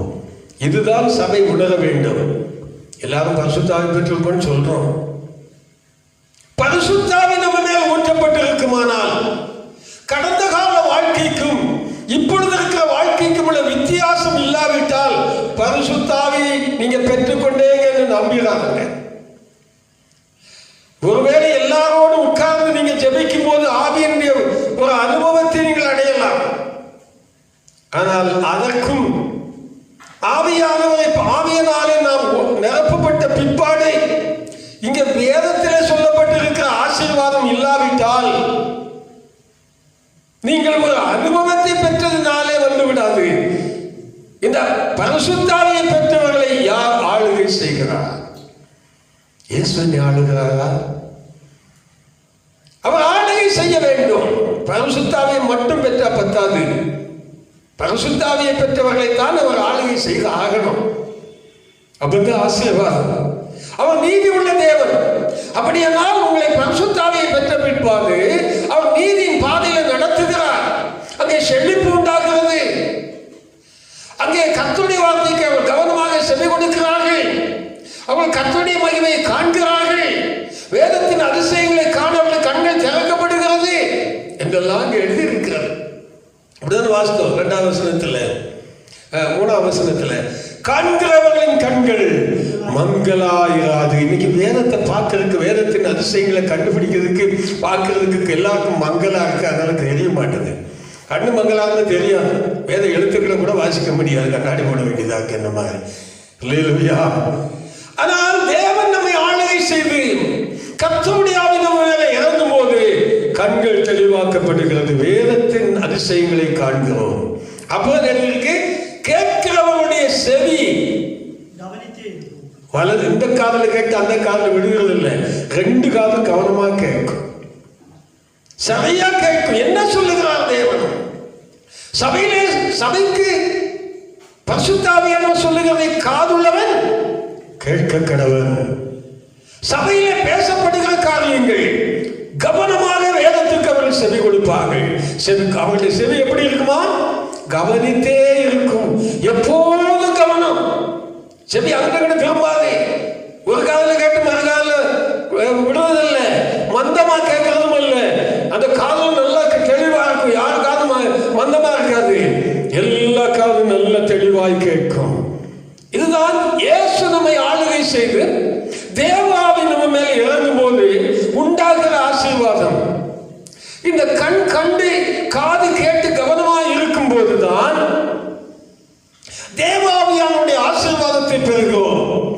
செழிப்பு வாழ்க்கையிலே மிக முக்கியமாக அவருடைய வாழ்க்கையிலே என்ன நடக்கிறது? சமாதானமும் அமெரிக்கை. நீதியின் கிரியை சமாதானம், நீதியின் பலன் என்றைக்கும் இருக்கிற அமெரிக்கை. கொள்ளை நோய் காலத்தில் நமக்கு என்ன இருக்கும்? சமாதானம். எனக்கு அப்படி எழுதியிருக்கிறது, இந்த 2ஆம் வசனத்தில் அப்படி எழுதியிருக்கிறது. காற்றுக்கு ஒதுக்காக, காற்றுக்கு ஒதுக்காக பெரிய காற்று. அப்போ எழுதியிருக்கு பெரு வெள்ளம். 2018 என்ன வந்தது? பெரிய ஃப்ளட், பெரிய வெள்ளம். அப்போ வந்தது பெரு வெள்ளத்துக்கு என்னாச்சு? அவர் புகலிடமாக இருக்கிறார். இதுதான் தேவன் நம்மை ஆண்டு கொள்ளும் போது நடக்கிற சம்பவங்கள். அப்போ வறண்ட நிலத்துக்கு நீர்க்கால்கள், மழையே இல்லை, தேவன் தண்ணீர் கொடுக்கிறார். அப்போ விடாய்க்க பூமிக்கும் பெரும் கண்மலை நிழலாகவும் இருப்பார். பாகம் வறண்ட நிலைமை, தேவன் நமக்கு நிழல் கொடுக்கிறார். உன்னதமானவருடைய மறைவில் இருக்கிறவன் சர்வ வல்லவருடைய நிழலில் தங்குவான். யார் அவருடைய நிழலில் தங்குவான்? யார் அவருடைய மறைவில் இருப்பான்? தேவன் யாரை ஆண்டு கொள்கிறாரோ, யாரை இயேசுவை யார் ராஜாவாக ஏற்றுக்கொண்டு அவருடைய ஆளுகைக்குட்படுகிறார்களோ அவர்களுடைய மறைவில் இருப்பார்கள். அவர்களுக்கு அவர் நிழலாய் இருப்பார். எந்த கொள்ளை நோய் வந்தாலும் ஒண்ணு அவங்களுக்கு சாதிக்க போறது இல்லை, பாதிக்க போறதும் இல்லை. எல்லாவற்றுக்கும் ஒரு பாதுகாவல் இயேசு நம்மை அரசாடும் போது உண்டாகும். இதைத்தான் நம்ம பார்க்கிறோம். இந்த காலத்தில் திருச்சபை மக்கள் இதை உணரணும். என்ன இயேசு அரசாளுகிறாரா, வேறே மனிதன் அரசாளுகிறானா, அல்லது சாத்தான் அரசாளுகிறானா? நீங்கள் தேவன் உங்களை அரசாளுவாரானால் உங்களுக்குள்ள நீதி இருக்கும். அந்த நீதியின் கிரியை எப்படி இருக்கும்? சமாதானம். எல்லா குடும்பத்துக்குள்ளும் சமாதானம், எல்லா சபைக்குள்ளும் சமாதானம். அங்க சண்டை சச்சரவுகள்லாம் கிடையாது, கலாட்டா கிடையாது, கலகம் கிடையாது. தேவன் கலகத்துக்கு தேவன் இல்லை, சமாதானத்தின் தேவன். அதான் நீதியின் கிரியை. நீதியின் பலன் அங்க இருக்கும். இயேசு அரசாளும் போது என்ன நீதி பெற, அதனுடைய பலன் என்னது? என்னைக்கும் அமைதியான ஜீவிதம். அமெரிக்கை பெரிய சந்தோஷம். சமாதானமும் அமெரிக்கை ஒரு மனுஷன் வாழ்க்கைக்கு வரணும்னா சாதாரணமா வரவே வராது. எந்த மனுஷன் மேல் தேவ ஆவி இறங்கி தேவ ஆவியினால் அவன் நிரப்பப்பட்டிருக்கிறானோ, உன்னதத்திலிருந்து நம்ம அந்த ஆவி ஊற்றப்படும் போது நீதியின் கிரியை, நீதியின் பலன், அது சமாதானமும் அமெரிக்கையும் நமக்கு உண்டாகும். கொஞ்சம் அதை உங்களுக்கு விளக்கி சொல்லணும்னா, இந்த ஏசாயா தீர்க்கதரிசன புஸ்தகம் 11ஆம் அதிகாரம் 2-3 வசனத்தை படிக்கலாம். 2-3-9. ஏசாயா 11:2-3-9. ஞானத்தையும் உணர்வையும் அருளும் ஆவியையும், ஆலோசனையும் பலனையும் அருளும் ஆவியையும், அறிவையும் கர்த்தருக்கு பயப்படுதலையும், கர்த்தருக்கு பயப்படும் பயத்தை அருளும் ஆவியையும் ஆவியும் ஆகிய கர்த்தருடைய, இதுதான் உன்னதத்திலிருந்து ஊற்றப்படுகிற ஆவி. இது கர்த்தரா இயேசுவின் மேல இருந்தது. நல்ல இந்த ஆவிக்குள்ள வித்தியாசத்தை நீங்க படிக்கணும். கர்த்தருடைய ஆவி எப்படி இருக்கும்? இங்க தெளிவாக இருக்கு. கர்த்தருடைய ஆவி எப்படிப்பட்டது? நிறைய பேருக்கு இன்னைக்கு கர்த்தருடைய ஆவி தான் நமக்குள்ள இருக்கிறாரா, வேற ஆவி இருக்கான்னு தெரியல. அதை கண்டுபிடிக்கிறதுக்கு தான் இந்த காரியங்கள். நம்ம கர்த்தருடைய ஆவியாக இருந்தால் அந்த ஆவி எப்படிப்பட்டது? மறுபடி வாசிக்கலாம். நல்ல கவனி. எல்லா இடத்திலும் ஞானத்தையும் உணர்வையும் அது கொடுக்கும். ஞானமா நடப்பாங்க, பாவம் செய்த உணர்வாங்க, தீமை இன்னது என்று உணர்வாங்க, உணர்ந்து ஜீவிப்பாங்க. ஒரு உணர்வு வரும். வசனத்தை கேட்கும் போது உணர்வு வரும், ஜெபிக்கும் போது உணர்வு வரும். நம்மை சரியான பாதையில் நடத்துறதுக்கு ஞானம் உண்டாகும். ஞானத்தையும் உணர்வையும் அது அருளும். அப்புறம் ஆலோசனையும் கொடுக்கும். ஏற்ற வேளையிலே தவறான ஆலோசனைக்கு நம்ம போய்கிட்டு இருப்போம். ஆனால் அந்த கர்த்தருடைய ஆவி நமக்குள்ளே ஊற்றப்பட்டு இருக்குமானால் அவர் சரியான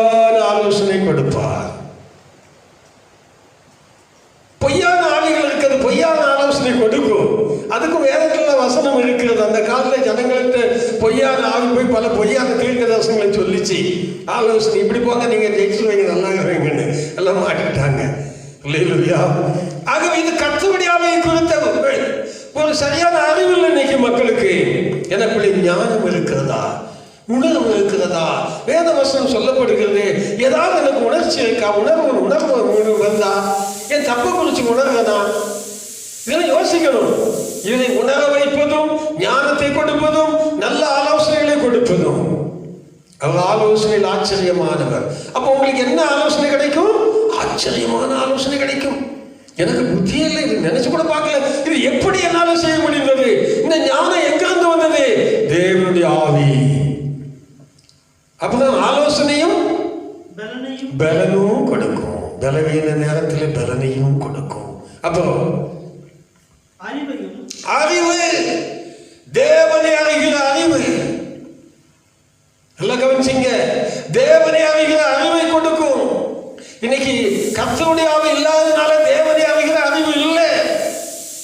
தேவன் எப்படிப்பட்டவர், அவர் எப்படி கிரியை செய்வார், அவர் எப்படி தீர்க்க தரிசனம் சொல்லுவாரு, அவர் எப்படி அற்புதங்கள் செய்வாரு, தேவனை குறித்த மேலான அறிவு உண்டு. அவருடைய அறிவு ரொம்ப ஆழமானது, அது நம்மால அறிய முடியாது. தேவ ஆவியினால் தான் நாம் அறிகிறோம்.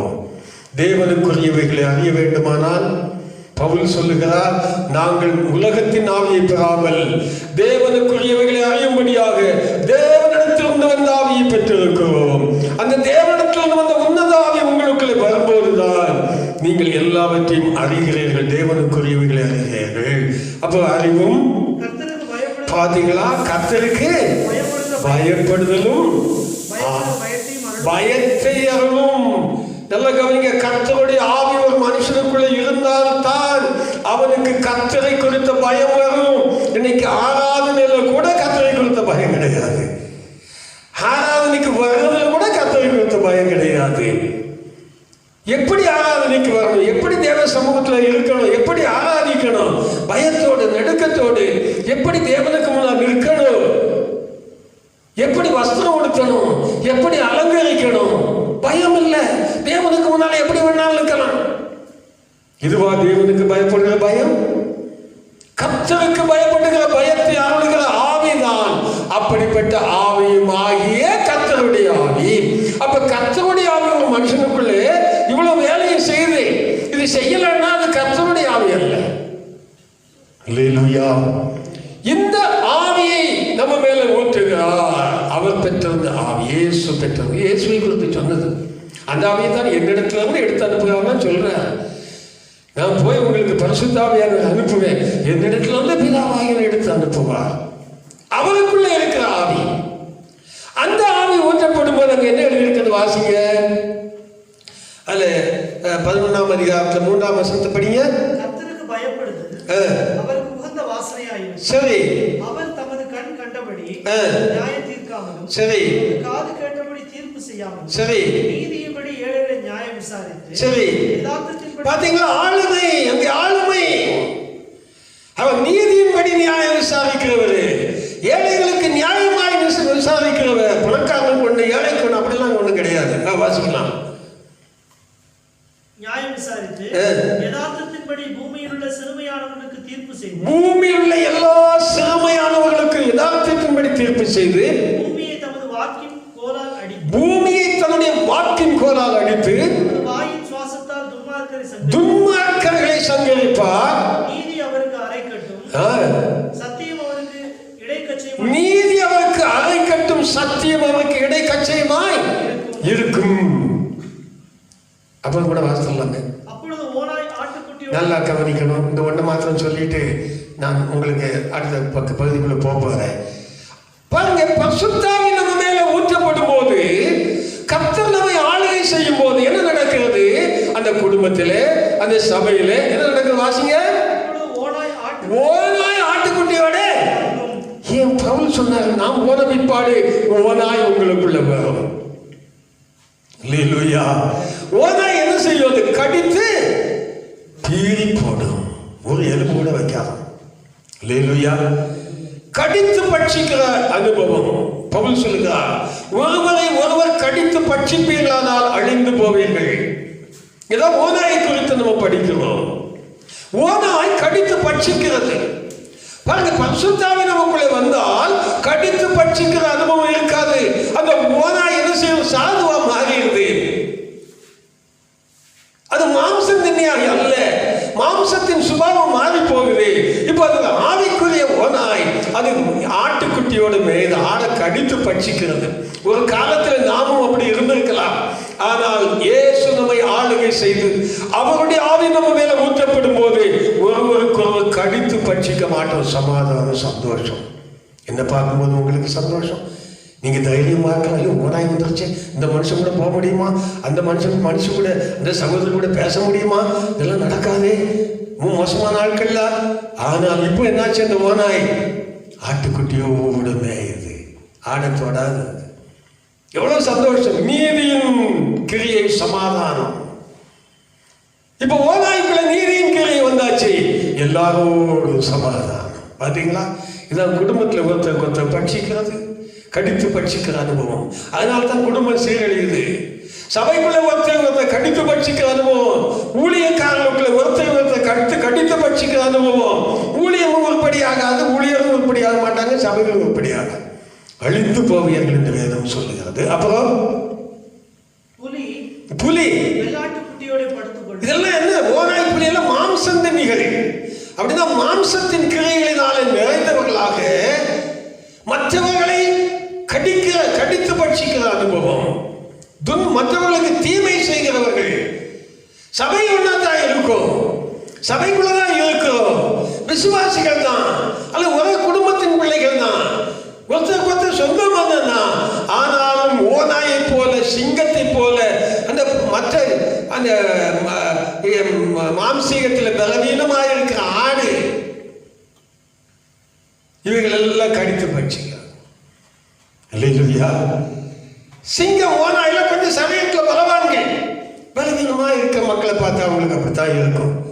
ஆகவே தான் கடித்து பட்சிக்கிற அனுபவம். சிங்கம் என்ன செய்யுமா? புலி வெள்ளாட்டுக்குட்டியோட, பாத்தீங்களா? புலி வெள்ளாட்டுக்குட்டியை பார்த்தா விடுமா? எங்கிருந்து வந்துச்சு புலிக்கு இந்த சுபாவம்? எல்லாம் கடித்து பட்சிக்கிற மக்கள், அல்லது தீமை செய்கிறவர்கள், தீங்கு செய்கிறவர்கள், அவருடைய சுபாவம் எல்லாம் மாறி போச்சு. இப்ப எல்லாரோடும் சந்தோஷம், எல்லாரோடும் சந்தோஷம். இதான் பரிசுத்தாவி ஊற்றப்படும் போது உண்டாகிற அனுபவம். ஊழியர்களுக்குள்ள சந்தோஷம், விசுவாசிகளுக்குள்ள சந்தோஷம், குடும்பத்தில் ஒருத்தர் எல்லா சொந்த பந்தங்கள் எல்லாருக்குள்ள சமாதானம், சந்தோஷம். நீதியின் கிரை சமாதானமும் நீதியின் பலன் எல்லா நாளும் இருக்கிற அமெரிக்கை. இதுதான் பரிசுத்தாவி ஊற்றப்படும் போது சபையிலும் சபை குடும்பங்களுக்குள்ளும் விசுவாசிகளுக்குள்ளும் ஊழியர்களுக்குள்ளும் உண்டாகிற மிகப்பெரிய ஆசீர்வாதம். அதை இன்னும் ஒரு கொஞ்சம் கூட படித்தால் 9ஆம் வசனத்தை படிங்க. என் பரிசுத்த பர்வதம் எங்கும் தீங்கு செய்வான் ஒருத்தரும் கிடையாது. ஓநாயும் கிடையாது, புலியும் கிடையாது, ஒருத்தரும் கிடையாது. தீங்கு செய்கிறவர்கள் இல்லை, கடித்து பட்சிக்கிற ஆள் இல்லை, கேடு செய்வாரும் இல்லை, கெடுக்கிற ஆள் இல்லை. சமுத்திரம் ஜலத்தினால், பார்த்தீங்களா? ஞானத்தின் ஆவி, அறிவை கொடுக்கிற ஆவி, உணர்வை கொடுக்கிற ஆவி, ஆலோசனை கொடுக்கிற ஆவி ஆகிய கர்த்தருடைய ஆவி, கர்த்தருக்கு பயப்படுதலை கொடுக்கிற கர்த்தருடைய ஆவி மனுஷனுக்குள்ள வரும்போது அவன் தேவனை அறிகிற அறிவை அடைகிறான். பூமி எங்க என்ன செய்வான்? கர்த்தரை அறிகிற அறிவினால் நிறைந்திருக்கும். எந்த திருச்சபையால் தேவனை அறிகிற அறிவினால் நிறைந்திருக்கிறார்களோ அந்த திருச்சபை ஆசீர்வதிக்கப்பட்ட திருச்சபை, அங்கதான் செழிப்பு. இல்லையா? ஆனால் அடுத்த பகுதிக்கு நான் வரேன். அதே திருச்சபை குறித்து தான் சொல்லுகிறார். ஒரு ஆனால் போட்டு வச்சிருக்கிறார். தேவாவி ஊற்றப்பட்டாச்சு, எல்லாம் செழிப்பாயாச்சு, கர்த்தரை அறிகிற அறிவு இருக்கிறது, எல்லாமே இருக்கிறது. இப்ப வந்துருங்க ஏசாயா 32ஆம் அதிகாரம் 19ஆம் வசனம். ஆனாலும் வந்துருச்சா? தேவாவை ஊற்றப்பட்டு எல்லாம் செழிப்பா இருக்கும், அங்கே ஒரு ஆனாலும் போடுகிறார். இந்த அர்த்தம் என்ன? சபை ஆவிக்குரிய சபைதான், எல்லாம் சமாதானமா தான் இருக்குது. எல்லாரும் ஒரு விதத்துல இதுக்கு முன்னால் அந்த சுபாவங்கள் எல்லாம் மாற்றி இப்ப ஒருத்தர் ஒப்பவாகி அன்போடு ஐக்கியத்தோடு இப்ப நம்ம வந்துட்டோம். ஆனாலும் வாசிங்க, காடு அழிய கல்மழை பெய்யும். கல்மழை எதுக்கு? காடு அழியிறதுக்கு. இது என்ன காடுன்னு நினைக்கிறீங்க? இங்கே 2 காடு இருக்கு. ஆவி ஊற்றப்படும் போது வயல்வெளி காடாக மாறுகிறது. அது செழிப்பு. நல்லா கவனிக்கணும். எல்லாம் காடுதான். ஆனா காடுல 2 வகையான காடு இருக்கு. வயல்வெளி நிறைந்த காடு இருக்குது. அங்க வயல்னா அங்க வயல் என்னதான் விளையும்? வயல் என்ன விளையும்?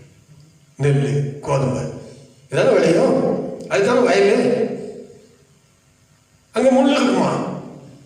முள் இருந்தா எப்படி நெல் நடுவீங்க? அல்லது பரிசுத்தமா போட்டுருவீங்க? சுத்தமா வச்சு உழுது அப்படி பண்ணி இப்படி பண்ணி சகல காரியம் செய்து அந்த நெல் தான் விளையும் வயல்ல. அதுதான் காடாக இருக்கிறது.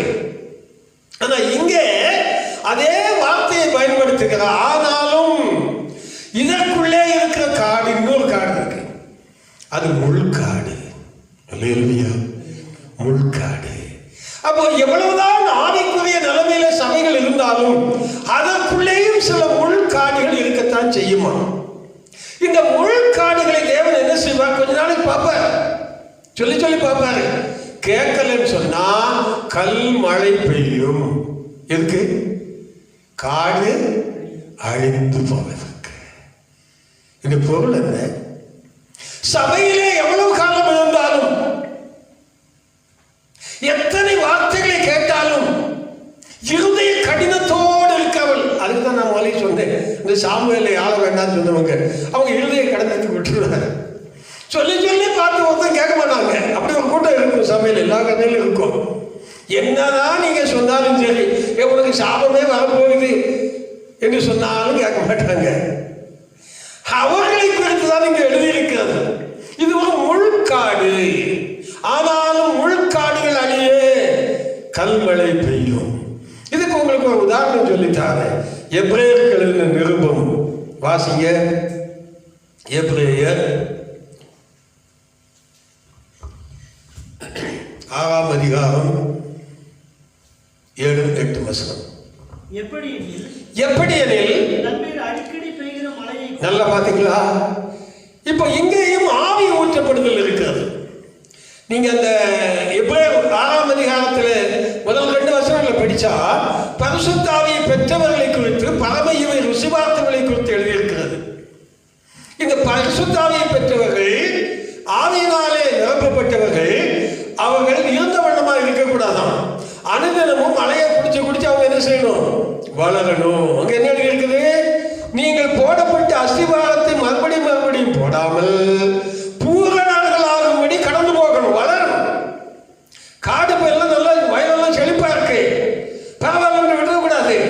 நீங்க எப்போதும் அந்த வளர்ச்சி பூரணமாகி கொண்டே வரணும். அதுக்கு தான் இந்த மழை எப்போதும் பெய்யுது, அடிக்கடி பெய்யுது. ஆனால் அதே வயல்ல மழை பெய்யுது. ஆனால் இந்த மழையை குடிக்குது. அங்க என்ன முளைக்குது? இப்ப வாசிங்க 6ஆம் அதிகாரத்துல வாசிங்க 7ஆம் வசனம். அடிக்கடி பெய்கிற மழையை குடித்து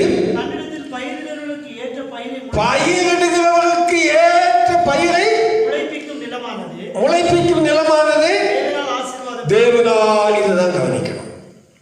அடிக்கடி மழை பெய்கிறது, குடிக்கிறது, நல்ல பயிர் கொடுக்கிறது. அதான் நல்ல வயல்வெளி காடாக மாறுறது. அது ஆசீர்வாதம் பெற்றது. அப்புறம் அதுக்குள்ளேயே பாருங்க, இப்போ அடிக்கடி மழை பெய்யுது, ஆனா அதுக்குள்ளே முள்ளு காடானது முள் பூண்டுகளை முளைப்பிக்கிற நிலம். என்ன அது?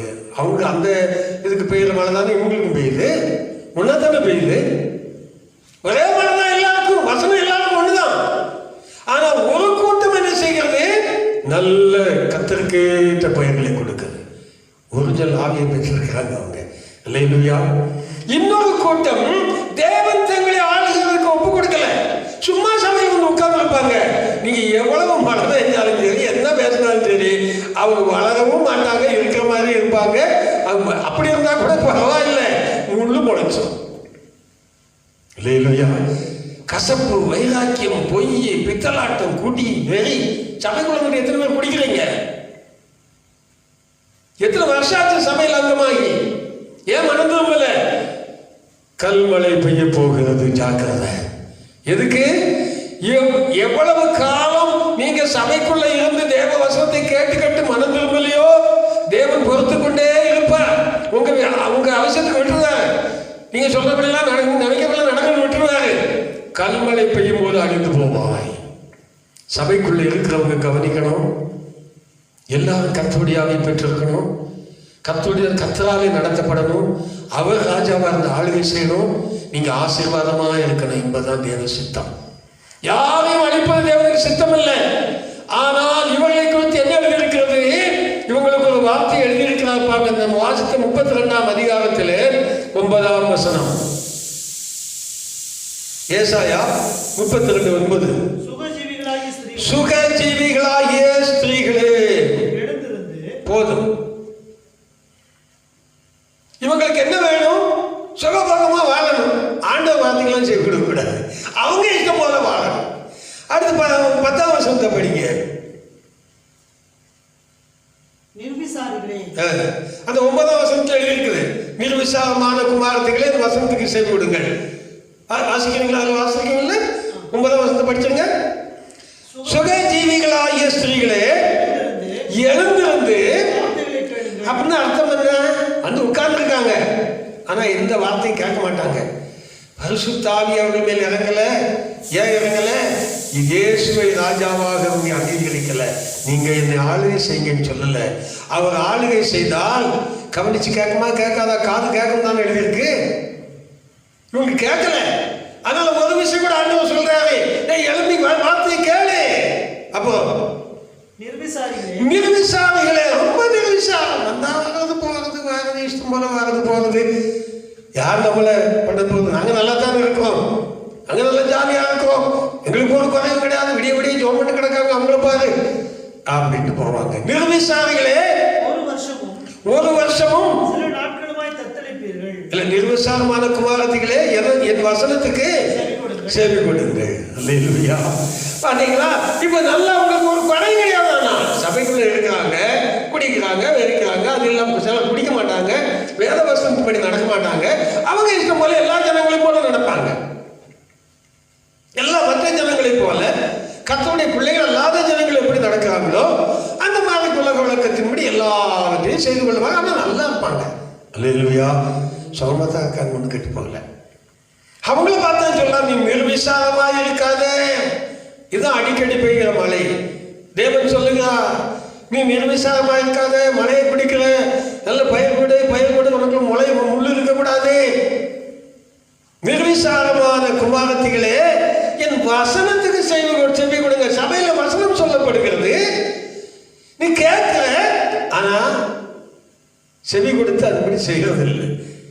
ஏன்னா தேவன் ஆளுகை செய்தால் தான் அவன் காது கவனிக்கிறதா இருக்கும், அதுபடி செய்வாங்க, கண்ணு திறக்கும்.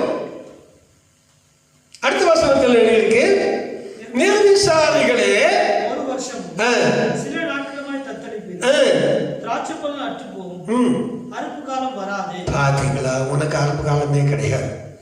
உன் வாய் ஒண்ணுமே ஒரு செழிப்பு இருக்காது. நீ இப்போ நல்லா இருக்க நினைச்சுக்கிட்டு இருக்க. நீ நிர்விசாரமாய் வாழ்ந்து கொண்டு இருக்கிறாய். ஆனாலும் காடு அழிய கல்மழை பெய்யும். கல்மழை பெய்யும் போது என்ன அறுக்க முடியுமா? எல்லாம் வாழ்க்கையே முற்றிலுமாக சூன்யமாகிவிடும். அப்புறம் அடுத்த வசனம், சுகஜீவிகளே நடுங்குங்கள், நிர்விசாரிகளே தத்தளியுங்கள், விழுந்து களைந்து போட்டு. பாத்தீங்களா? இந்த மூணுலையும் நிர்விசாரமாயிருக்கிற மக்களை குறித்துதான் காடு முள்காடு எழுதப்பட்டிருக்கு. அடிக்கடி என்னதான் சொன்னாலும் கேட்க மாட்டாங்க. ஏன்னா இப்ப நல்லா இருக்காங்கல்ல. ஒரு வருஷத்துக்கு கூட வாசிங்க, சீக்கிரம் முடிச்சோம். எரேமியா 22:21 படிங்க. எரேமியா 22ஆம் அதிகாரம் 21ஆம் வசனம். நீ சுகமாய் வாழ்ந்திருக்கையில் நான் உனக்கு சொன்னேன், நீ கேளேன் என்றாய். சிறு வயது முதல் கேளாமல் போவதே. சின்ன வயசுல நீங்க சண்டே கிளாஸ் முதல் கொண்டு வந்திருக்கீங்க, இன்னைக்கு பெரிய ஆயிட்டீங்க.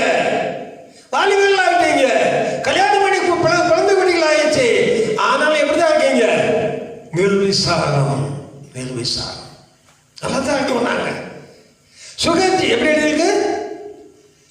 நீ சுகமா இருக்கும்போது நான் உனக்கு சொன்னேன். எத்தனை தடவை மழை பெஞ்சிச்சு, எத்தனை தடவை சொன்னேன் கேளேன் என்றாய். உன் சின்ன வயசுல இருந்து நான் சொல்றதுல இந்த காலில் வாங்கி அந்த காலை விட்டுட்டு போனேன். கேளு. அப்படி இருக்கிறனா வழக்கமாக அந்த காலத்துல இருந்து இந்த காலத்து வரைக்கும் ஆலயத்துக்கு வருவாங்க. ஆனா வழக்கமாக தேவனுடைய வார்த்தைக்கு சென்று கொடுக்க மாட்டாங்க. வருவாங்க போவாங்க, வருவாங்க. இவங்களை குறித்து வேதம் என்ன சொல்லுகிறது? ஆனாலும் என்னைக்கு இப்படி இருக்காது, இன்னைக்கு ஜாக்கிரதை, இன்னைக்கு ஒருவரை மனம் திரும்பிடுங்க. காடு அழிய இப்படிப்பட்ட முள்காடாய் இருக்கிற, நிர்விசாரிகளாய் இருக்கிற, சுகமாய் இருக்கிறேன் என்று சொல்லி தம்பட்டம் அடித்துக் கொண்டிருக்க கர்த்தருடைய பிள்ளைகளே, சபைக்குள்ளே இருக்கிறவர்களே கவனிக்கணும். காடு என்று உங்களை கர்த்தர் சொல்லுகிறார். முள்காடு, அது சுட்டெரிக்கப்படக்கூடியது, அது அழிக்கப்படக்கூடியது. அங்கே கல்மழை பெய்யும், அக்கினி இறங்கும், அழித்து போடும். அழியாமல் இருப்பதற்காக சபைக்கு ஆவியானவர் சொல்லுகிறதை காதுள்ளவன் கேட்க கடவன். ஒன்னே ஒன்றுதான் செய்யணும். ஆளுகை செய்ய தேவ கரத்தில் அர்ப்பணிப்போம். என் நீதியின் தேவனே, நீர் என்னை அரசாடும் பூரணமாய் அர்ப்பணிக்கணும்.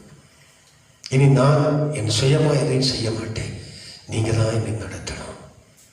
உடைய ஆவி என்னை நிரப்பட்டும். உன்னதத்திலிருந்து என் மேல் ஆவி ஊற்றப்படணும். என் வாழ்க்கை செழிக்கணும்.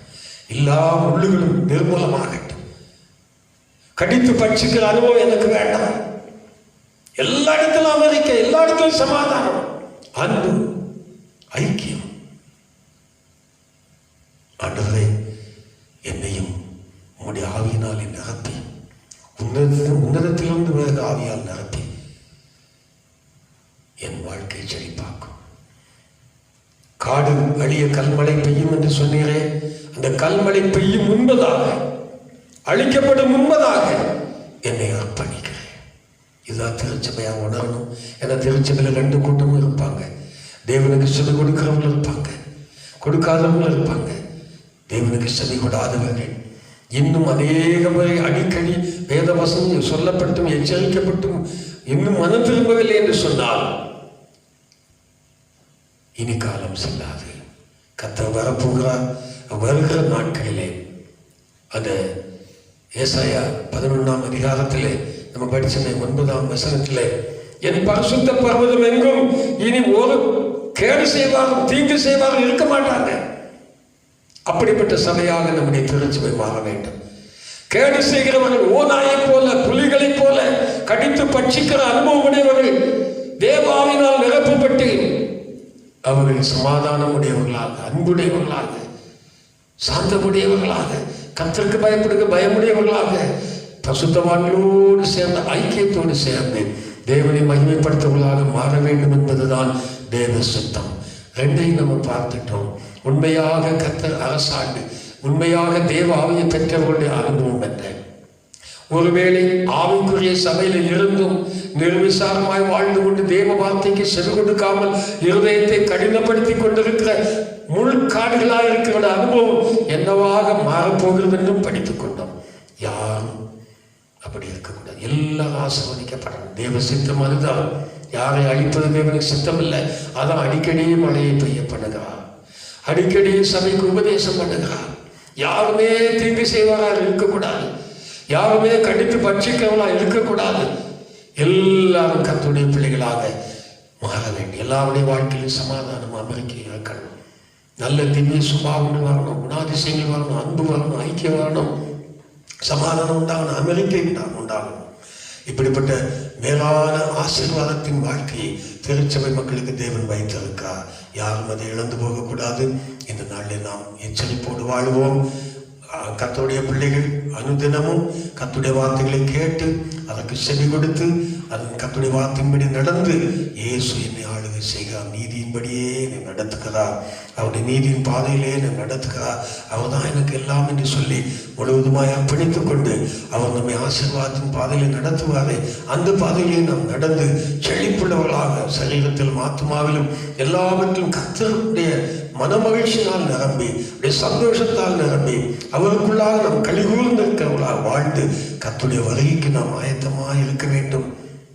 முட்காடுகளாக யாரும் இருக்கக்கூடாது. நம்ம சபையில் யாரும் இருக்கக்கூடாது. ஒரு தீங்கு செய்வாரும் இருக்கக்கூடாது. நம்முடைய சபை முழுவதும் தேவனுடைய பரிசுத்த பர்வதமாக மாறணும். ஒருவேளை இன்னும் முள்காடுகளாக இருக்கிற மக்கள் இருப்பார்களானால் அவர்களுக்காக சபையால் ஜெபிக்க வேண்டும், ஊழியர்களும் ஜெபிக்க வேண்டும். அதான் நம்முடைய வேலை. தேவன் அவர்களை ரட்சிக்கட்டும். தொடர்ந்து ஆவியானவர் நடத்துவாராக. அங்கங்கே இருந்து இந்த வார்த்தைகளை கேட்டுக்கொண்டிருக்க சபையார் இன்றைக்கு நம்மை பூர்ணமாய் தேவனுடைய ஆளுகைக்கு அர்ப்பணிப்போம். உன்னதத்தின் ஆவினால் நிரப்பப்படுவோம். ஆவியானவரால் நடத்தப்படுவோம். நம்முடைய வாழ்க்கை ஆசீர்வாதமாக இருக்கும் என்று சொல்லி கர்த்தருடைய நாமத்தினால் உங்களை வாழ்த்துகிறேன். கர்த்தருடைய வார்த்தைக்கு செவி கொடுப்போம். கர்த்தரே நம்மை நடத்துவாராக. ஜெபிப்போம். எங்கள் அருமை இரட்சகராகிய இயேசுவே, எங்களை ஆண்டு நடத்துகிற எங்கள் நல்ல ஆண்டவரே, ஆண்டவரும் போதகருமாகிய நானே இதை செய்கிறேன் என்றால் நீங்களும் என் மாதிரியை பின்பற்றுங்கள் என்று கற்றுக் கொடுத்தீரப்பா. கர்த்தர் தான் எங்களை ஆண்டு நடத்த வேண்டும். எங்களை நடத்தும் போது உடைய வாழ்க்கை எப்படி இருக்கும் என்று சொல்லி நம்ம நேரத்தில் படித்தோமே. அப்படியே எங்களுடைய முழு திருச்சபை குடும்பங்களை ஆசீர்வதிக்கணும். எங்களுடைய திருச்சபையில கேடு செய்வார், தீங்கு செய்வார், கடித்து பட்சிக்கிற ஓநாய்களோ புலிகளோ சிங்கங்களோ ஒன்றும் இருக்கக்கூடாதப்பா. மாம்சத்தின் கிளைகளை உடையவர்கள், மாம்சத்திலே ஆண்டவரை கேடுபாடு உடையவர்கள் யாரும் இருக்கக்கூடாது. எல்லாருமே மனம் திரும்ப செய்யும். அடிக்கடி மழை பெய்தும் இன்னும் நிர்விசாரத்தில் இருக்க மக்களை கூட நாங்கள் நினைக்கிறோம். அவர்களை மனம் திரும்ப செய்தாலும் நாங்கள் அனைவரும் பரிசுத்த பர்வதத்தில் இருக்கிற கர்த்தருடைய பிள்ளைகளாய் ஜீவிக்க உதவி செய்தாலும் எங்களுக்குடைய அமர்க்கையும் சமாதானம் எந்நாளும் உண்டாயிருக்கட்டும். பிதாவே, சபை செழித்தோங்கி இருக்கட்டும். குடும்பங்கள் செழித்தோங்கட்டும். எல்லா குடும்பத்திலும் சந்தோஷமும் சமாதானமும் எப்போதும் தங்கி இருக்கட்டும். நீர் ராஜாவாய் எங்களை நடத்துங்க. எங்களுக்கு வேற ராஜா இல்லையப்பா, வேற ஆண்டவன்மார் இல்லை. ஒரு நாளிலே வேற ஆண்டவன்மார் ஆண்டார்கள், ஆனால் இனி தேவனே எங்கள் ஆண்டவர் என்று சொல்லி எல்லாரும் படித்து விட உதவி செய்யுங்க. பெரிய ஆசீர்வாதத்துக்கான கிருபை செய்யும். தொடர்ந்து வழிநடத்தும். வருகிற நாட்களிலே செப்பனியா 3:18 கர்த்தருக்கு சித்தமான நேரத்தில் நீங்கள் எல்லாரும் ஒன்று கூட்டி நாங்கள் இந்த இடத்துல வந்து ஆராதிக்க எங்களுக்கு கிருபை செய்தாலும் நினைவு கூர்ந்தாலும் பிதாவே ஒப்பு கொடுக்கும். மகிமையெல்லாம் எடுத்துக்கொள்ளுங்க. இயேசுவின் நாமத்தில் ஜெபிக்கிறேன் நல்ல பிதாவே. நம்முடைய கர்த்தராகிய இயேசு கிறிஸ்துவின் கிருபையும் பிதாவாகிய தேவனுடைய அன்பு சுத்தாவின் அந்யோன்ய ஐக்கியமும் ஆசீர்வாதமும் சந்தோஷமும் சமாதானமும் அமரிக்கும் நம் அனைவரோடும் கூட சகல பரிசுத்தவான்களோடும் கூட என்றும் இந்த சதா காலங்களிலும் நிலைத்திருப்பதாக. ஆமென். என் ஆத்துமாவே கர்த்தரை ஸ்தோத்திரி, என் முழு உள்ளமே அவருடைய பரிசுத்த நாமத்தை ஸ்தோத்திரி. என் ஆத்துமாவே கர்த்தரை ஸ்தோத்திரி, கர்த்தர் செய்த சகல உபகாரங்களையும் மறவாதே. ஆமென். அல்லேலூயா, அல்லேலூயா, அல்லேலூயா. எல்லாருக்கும் கர்த்தருக்கு ஸ்தோத்திரம்.